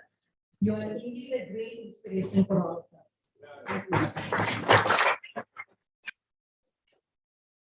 Now, I take the honor of giving a very brief introduction of Shri S.S. Naganan, Chairman in LAC. Shri S.S. Naganan, son of a former Advocate General of Karnataka, S.G. Sundar Swami, is a leading advocate in the state of Karnataka. He was a gold medalist from Venkatacharya College of India. Yes, sir. He is a leading advocate in India. He was a gold medalist from Venkatacharya College of Law, Bangalore University. He is also a qualified chartered accountant with a national merit rank to his credit. He started his law practice in 1981 and was designated senior advocate by the High Court of Karnataka in 2003. He was also a partner of Sundar Swami Ramdas and Anand Advocates, and he founded the law firm Just Law in 2008. He is a visiting faculty at Karnataka State Judicial Academy and the National Law School of India University. He is also the president of Karnataka section of International Commission of Juries. I now request Shri S.S. Naganan, Chairman MLAC, to address the graduates.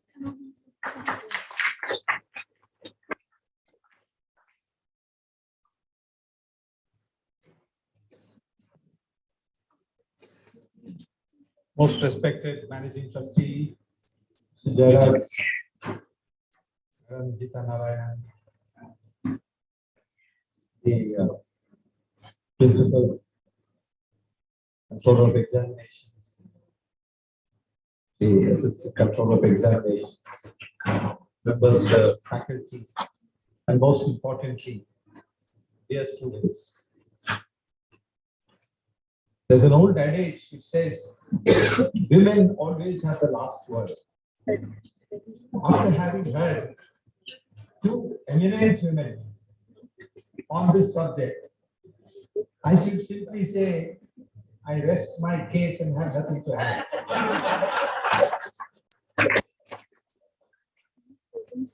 But I'm coming to that. Before that, I used to tell you about my birth. I come from a family of educationists, if I can say that. My maternal grandfather was a professor of law, and on the paternal side, my grandfather was a very involved person in society, being the founder of many educational institutions,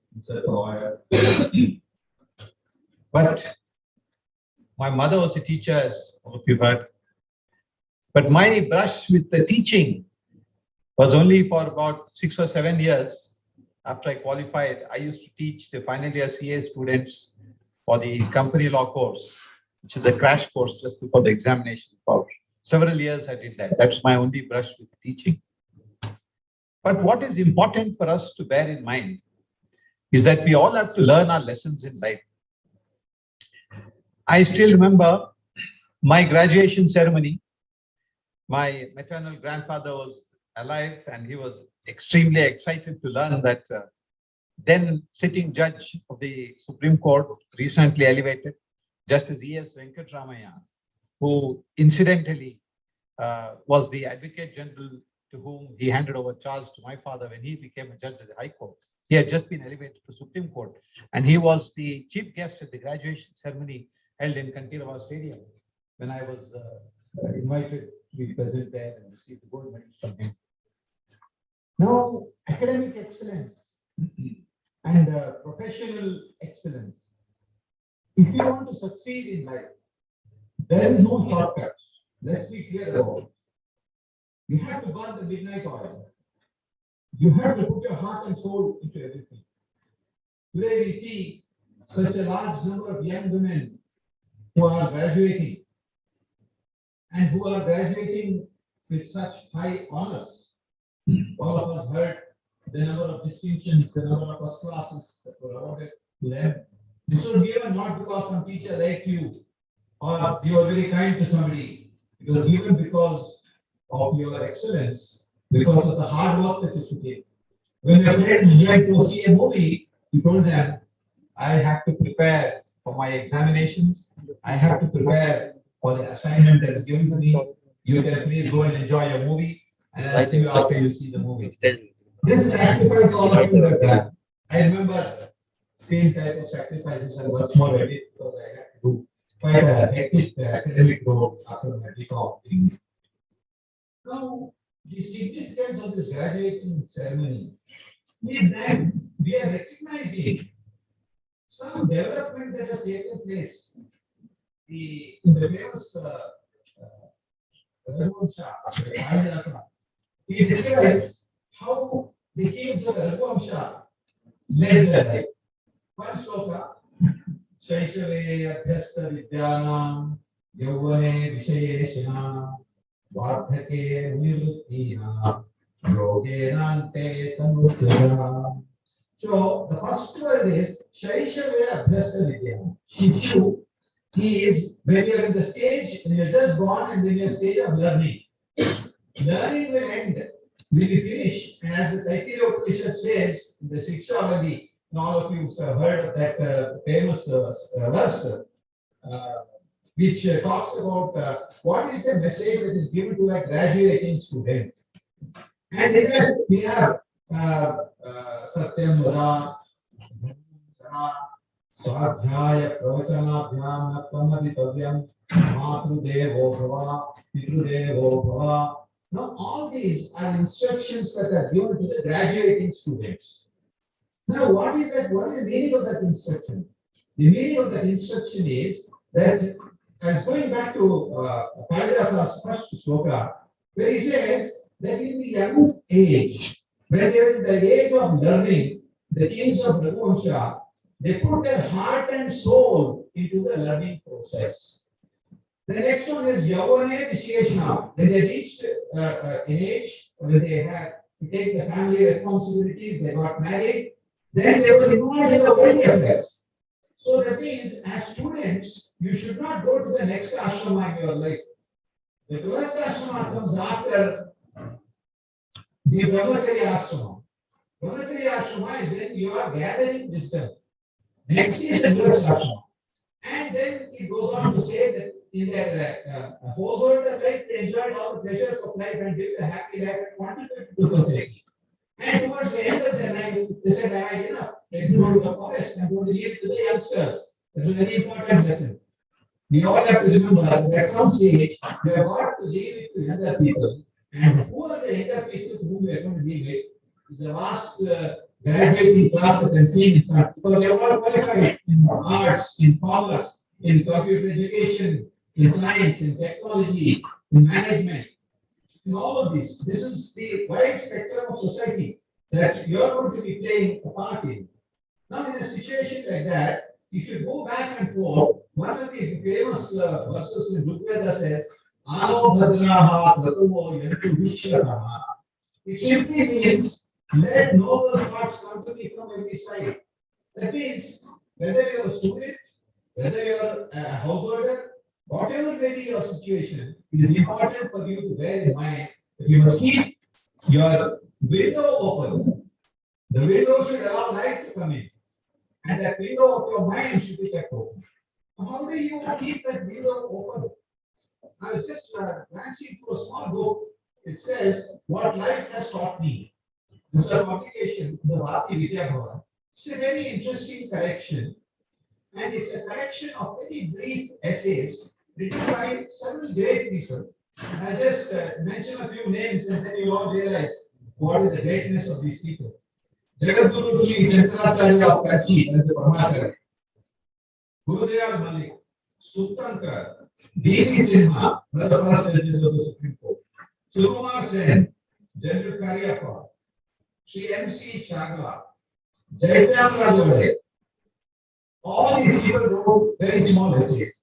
And I'm tempted to tell you about a small passage that we all need to bear in mind from the essay of Chief Justice M.C. Chagla, as all of you know. If you have not come across, please get this book. It's called Roses in December. It's the autobiography of M.C. Chagla. It is such a wonderful book. M.C. Chagla, as all of us know, was a leading lawyer in Bombay. He was one of the first Indian judges of the Bombay High Court. He was the Chief Justice for a very long time. After that, he retired. He was went as ambassador of India to the United Kingdom. And thereafter, he went and practiced in the Supreme Court. And he was a very erudite person. This is what he said. Because I'm reading only this because this is a very important facet that we need to bear in mind as young people today when we go out into society. Tolerance means sympathy and understanding. The harshest and the cruelest thing in life is to judge. And I say this, although it has been my profession for 20 years to judge. What right have I to pass judgment on men's conduct when I don't know all the circumstances that actuated that conduct?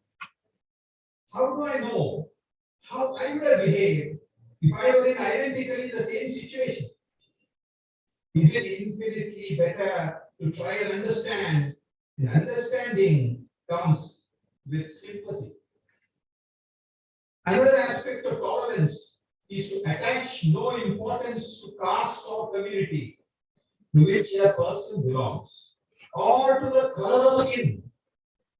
We have a habit of attaching labels to human beings and then judging them. He is a Hindu, he is a Muslim, therefore he must be such and such. He is a Brahmin, so he must be an intellectual. He is a Harijan, so he must be unintelligent. Even in a secular state, we are a class and caste conscious. We will not take a man for what he is. We want to take revenge upon him for the sins of his forefathers committed hundreds and thousands of years ago. We may proclaim equality before the law. It is more necessary to believe in equality of all men in the eyes of God. Again, this is a fantastic statement which we must remember, read, and reiterate to ourselves. Society has now become divided, The recent controversies that we see is too many issues and too little of what is necessary. Bhagavan Satyasai Baba always said, love all and serve all. What do you mean by love all? Loving all means you must have compassion, you must have affection, you must have kindness towards anybody. If you see somebody in distress, your heart must cry out and say, let me help that person. Somehow I have to help that person. What can I do to help that person? And I must tell you that being fortunate that you are all born as women, God has blessed you with too much of capacity to love and compassion. This comes naturally. It is something which nature has built into women.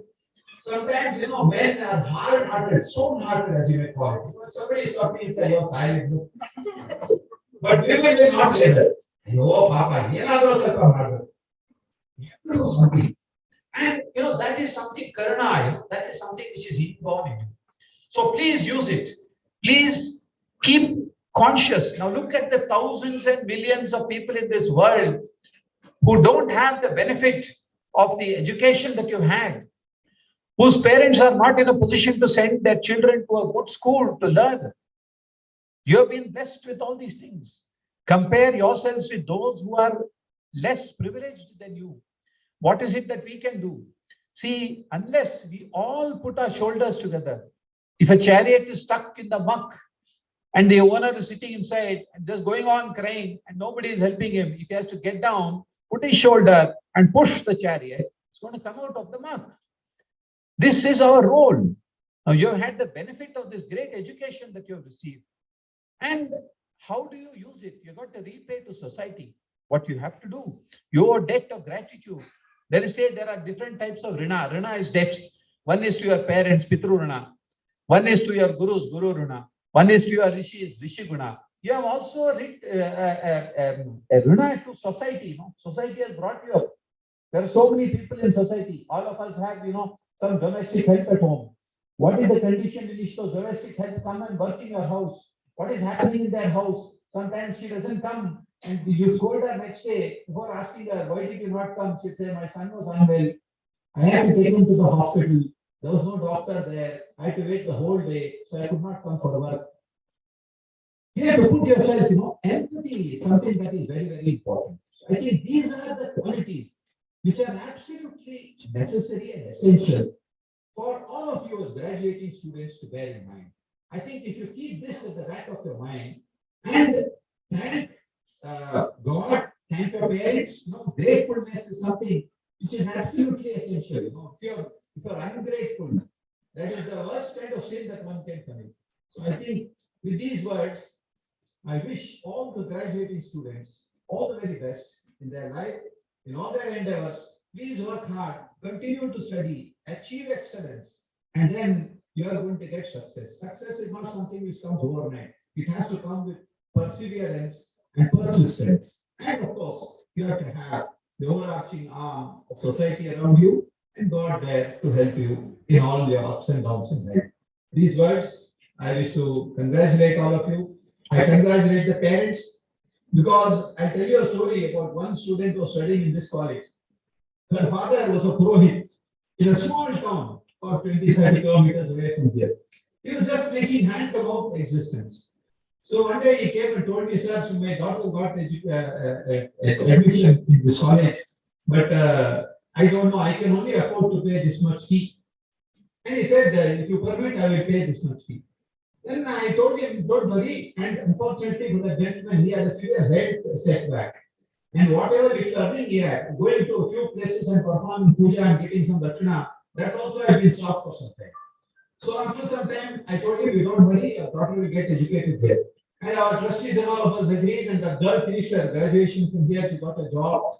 And then he came to tell me later on that she is now well settled. What I'm saying is the amount of sacrifice. You just think of the agony that the parent is undergoing. The parent wants the child to get a good education, but the parent is situated in a situation where they cannot afford this. They don't have any means of affording it. Now, in a situation like that, if all of you have finished your graduation, thanks largely to what you got here, your parents' blessings and their help, you have to thank your parents and remain ever grateful to them.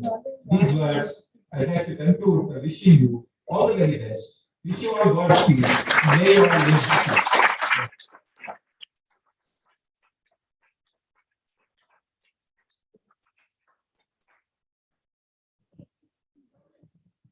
Thank you, sir. Even though I wanted to rest the case, you still have a lot of take-home messages for all of us. Thank you for those inspiring words. I'd like to invite back our managing trustee, Shri K. Jairaj, to complete his talk as we couldn't hear a lot of it because of the initial rush. So please. Actually, I wanted to only make a few comments because there's a time limit. So I wanted to say that I am deeply inspired by today's events, especially when we heard Kiran Majumdar, later our own Geeta ma'am, and then Mr. Naganand. These are great words of inspiration for all of us. So on that basis, I wanted to say that how much the trust appreciates the work of our faculty. Because you see, MLAC is what it is today because of its faculty, because of their dedication, their commitment, and their hard work. And see, we are all, Naganand and I being men, we don't understand what the pressures are on many of our lady faculty in balancing their home and their work, and they do it with a smile. Very few of them complain about whatever other issues there may be. So I wanted to extend our deep debt of gratitude and acknowledgement to all our faculty for the extraordinary way they are working. Please join me in giving them a good hand. And I also wanted to say that, the trust is cognizant of your contributions, and during this golden jubilee, if all goes well, we certainly recognize your contributions even more. I wanted to tell you that. In conclusion, I wanted to also say, with the permission of Chairman, that there is a slight bit of negativism and pessimism and cynicism, etc. And this is not the occasion for that, but I wanted to tell all of you that on the basis of my work experience, which has been quite considerable in varied circumstances and in different situations, there are three things that I have kind of come to believe, and I'd like to pass on this not only to the faculty but also to the graduating students. One is, you need to lead an ethically proper life. I think that was the sum and substance of what Sri Nagar and our chairman brought before you. An ethically purposeful life is very required. Along with that, you must have focus. And that is an appeal to the faculty also. Gita Narayan told you, focus made this the best college in India. Kiran told you, focus, realize your potential, realize your ambitions. Along with that focus, positivity. How to remain positive in the face of all other issues that may bedevil you. And finally, I think it's very important for all of us, no matter what we do, where we are, to focus on outcomes. So this morning, as I was sitting on my desk, my daughter came to me, and my daughter is one of Gita's students, and she said, I'm very worried. I said, why? She said, as usual, you'll make a boring speech today. So I told her, well, I'm not really used to sentiment and all that. Tell me something. So she gave me a poem that she wanted me to read to all of you. And with the permission of the chairman, I read this poem and then end. It says, quote, and this is to all our graduating students, I wish you endless dreams and the furious desire to make some of them come true. I wish you to love what to love and forget what to forget. I wish you passion. I wish you silence. I wish you songs of birds when you wake up and the laughter of children. I wish you to respect the differences of others because the merit and the value of each one are often to be discovered. I wish you to resist the stagnation, the indifference, and the negative virtues of our time. I wish you finally never to give up the research, the adventure, the life, the love, because life is itself a magnificent adventure and no reasonable person should give it up without waging a hard battle. Above all, I wish you to be yourself, proud of it and happy, because happiness is our true destiny. So I wanted to leave with words with you. Thank you.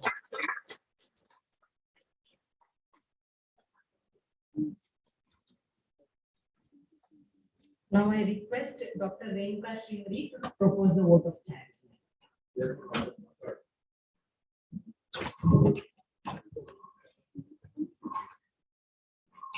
As the curtains raised on our plans for the second graduation ceremony, we embarked upon the journey for today's ceremony, the most opportune moment to reflect upon the accomplishments, events, and activities that unfolded during the past. We are incredibly grateful to Dr. Kiran Mazumdar Shah, a first-generation entrepreneur, the unconventional thinker, with many first to her credit for accepting this invitation. Her address has been an enzymatic catalyst in inculcating the enthusiasm among the students to tap innovation and technologies for enterprise creation. Her vision and entrepreneurial spirit are truly inspirational. Her concept of impossible then possible and inevitable simply laudable. MLAC shall imbibe Biocon's flagship ideas in all the stand-up and startup initiatives of MLAC in future. Our MLAC Trust are the captains of our journey in our preparation towards the ceremony. And as captains, they have they made us to have an incredible journey and are pertinent in making a difference to MLAC. Your attitude and perseverance will be critical in propelling MLAC to the pinnacle of achievement. You have taken giant strides in elevating MLAC as an institution of eminence and are standing as beacon of hope to all way to MLAC as such. Special appreciation to our sponsors, Shri S.S. Naganan sir, Shri K. Jairaj sir, Dr. Geeta Narayanan ma'am, Dr. Chitra Ravi, and Mrs. Vijayshri for responding to our signal in support in recognizing the academic achievers and for your gesture of benevolence. Thank you. My appreciation to Principal Dr. Sashikala for being the pilot of our journey in guiding and directing our voyage at times of tides and turbulence. Our voyage needed some mandates, approvals, endorsements, and we acknowledge our finance officer, Mr. Jnanashekar sir, our administrative officer, Dr. Annadanesh, and our IQAC coordinator, Professor Sharmishta, for making it possible. If MLAC is the dream destination for students, it is a place where teamwork is second to nothing for faculty and staff. Our crew of faculty and staff encompassing the course coordinator, I request the permission of the chair to mention the names of all those who made it possible. Our journey, our crew of faculty and staff encompassing the course coordinators, Professor Manjula Shekhar, Dr. Kamala, Dr. Manjula, Dr. Jonica, and our gold medal committee for setting gold standards in identifying the achievers. Professor Pratibha M, Professor Aruna HK, Professor Anupama, Professor Soumya P, Professor Sara Devi TS, Professor Mercy Padma Vinod, Professor Vani KM, Dr. Gordon Nirma, and the coordinators for various working committees who have shed their sweat to see the day, to see the event possible. Dr. Sushil Kumar Midda for branding the ceremony. Flight Lieutenant Harish, Professor Netravati, Professor Jayashri Menon, Archana Prita, MC for the day. Then Archana Prita, Swan Single, and then this is Jayashri. Professor Benzi J. Samuel, Professor Aksha for setting the stage. She is responsible for setting the stage. Professor Aksha.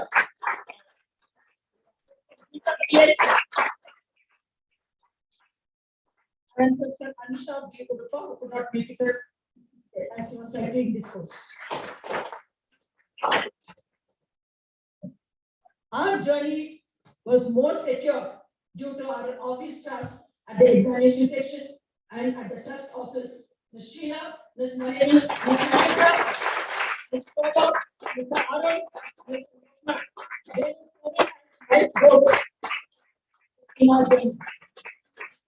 Our trainers are our students, our brand ambassadors, who will be serving in spreading the good word about their alma mater in far corners of this planet.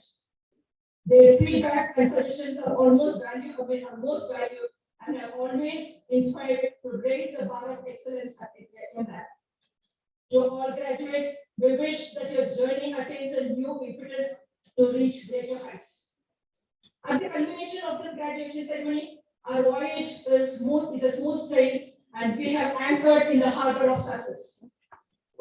All ended well, that began well, I thank each and everyone for the job well done and the mission well accomplished. Thank you all.